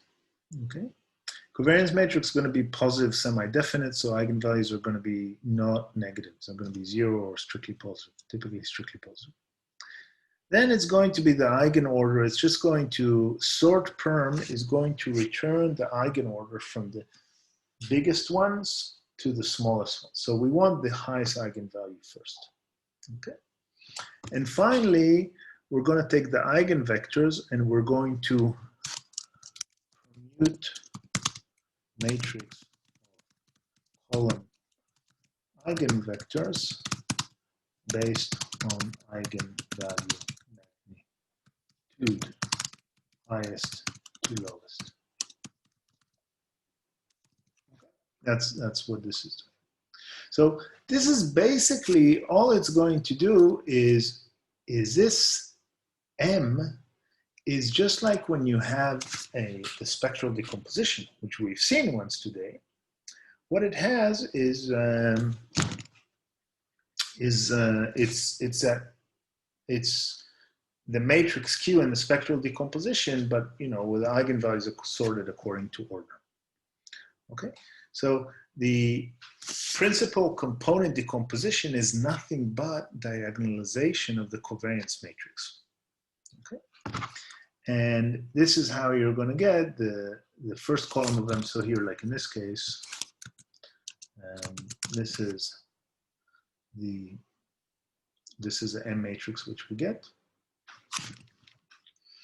I have no idea why it's taking why it's stalling, but that's the M matrix which we got here, and it's it has the first principal component, the second, the third, the fourth. Okay, so each one of those is going to be, when you do an inner product of an observation, like this observation, for example, or this observation, or this one, with the first principal component, with the first principal vector, sorry, then you get the first principal component. Now, let me show you how this relates to SVD, and there's more to say here, but at least let's get a sense for it. So again, here, let's get Pn, that's just 4 variables and 150 observations. And C of X, this is here a d-meaned covariance matrix. Okay, so I'm taking X, Ij, and I'm subtracting the mean of the ith variable. Okay, so I is going to run here 1 to 4, J is going to run 1 to 150. Okay, so now this thing is just like X, only I haven't standardized, I haven't divided by the standard deviation, but I've demeaned it. Okay, and let's call sigma 1 this thing, Cx times Cx transpose. Now look, this I was asked before on the chat from the book. Somebody said covariance matrix AA transposed. This is like the AA transpose that you have in the book. Okay, this is like the AA transpose which you have in the book. And again, if it would have been A transposed A, if we would have had the column, the rows being the observations. Okay, but now it's AA transposed. So that's the covariance matrix. And look, you can do in Julia, if you want to do this under bar 1, you do backslash under bar 1 tab, and you get like this nice 1. It's a subscript 1. It's still a Unicode character, so the variable is called sigma 1. I mean, this is cutting edge stuff. I don't know really. I'm just joking. So this is this. All right. Now you can also, so let's call A Cx. It's not the same A that was in the chat. Okay, it's not the same A that was in chat. It's this A which I have here is Cx divided by square root of n minus 1. So the reason I'm doing it is that A times A transposed is going to be, again, our covariance matrix. Okay, again, our covariance matrix. Okay, And just to be sure, let's do sigma 2 covariance of X transpose the same guy. Okay. Now, let's bring our good old friend from our face, the SVD. So let's compute the SVD of A. That's F. Okay. Now, look at the U vector here. This U vector is exactly M, which we have here. Okay. And the principle, so what I'm saying is the U vector of the SVD is exactly the principal component. So you can read from the principal component from SVD. Now, this is kind of important because you see, A is your data matrix. You don't want to necessarily just think about the covariance matrix. And by the way, with huge data sets, sometimes it'll be more complicated to compute the covariance matrix. It'll be quicker to compute the SVD incrementally. Okay, I mean, this is kind of big computational stuff. So you can get the principal vectors as the columns of the U matrix from the singular value decomposition. You see this, the A matrix is exactly the same. And the principal variances, so this is these guys here, are exactly the singular values squared. Okay, so you know that the singular value squared is the eigenvalues of A transpose A when you do SVD. So yeah, that's all I wanted to say on that. And just before we finish, very, very quickly, I'll direct you to the Pca SVD section. Let's see if we have this. So that's again in linear algebra learning from data. Do we have this? Yes. Okay, so we're here. So this is in the first chapter of linear algebra learning from data. So I8, what was before is SVD, and now is principal component. Now this is heavier than what you'd want to do if you're dealing with principal component. But the key part is Eckert-Young, which actually says that the SVD, this is the SVD approximation, is this AK, and it's better than any other approximation. But then it speaks about matrix norms, which unfortunately we just didn't have time to cover. Okay, so you can only skim the, well, you can do whatever you want, but you should skim this for the assessment, and then deal with principal components as they're described here. And this is this A transposed, which is like the covariance matrix when you have the data again, when it's like this. Okay, when you have P and you have here N. Okay, yeah, so that's in this section. All right, I've spoken too much. Are there any final thoughts, questions? So this finishes our course. I must say I've seen almost, I haven't seen any of you almost, but I've heard a lot of you, and I really appreciate all your voice recordings. And actually the spirit of this class in this somewhat difficult circumstance of being separated. Please promise me that when you're at the campus of the University of Queensland, and if you're in the math building, then you stop by my office, even for briefly, just to say hi. So I get to associate your name and voice and grade. I don't care about grades, neither should you. Name and voice with the person. And good luck with the final projects, and feel free to come on Fridays to the consultation hour. And also this practical this week. Sam and Wall will try to answer general questions, mostly mathematical. So if you have mathematical questions associated with your project, just come to them, and Sam and Wall will do their best. Okay, everybody, take care. Bye. Thank you.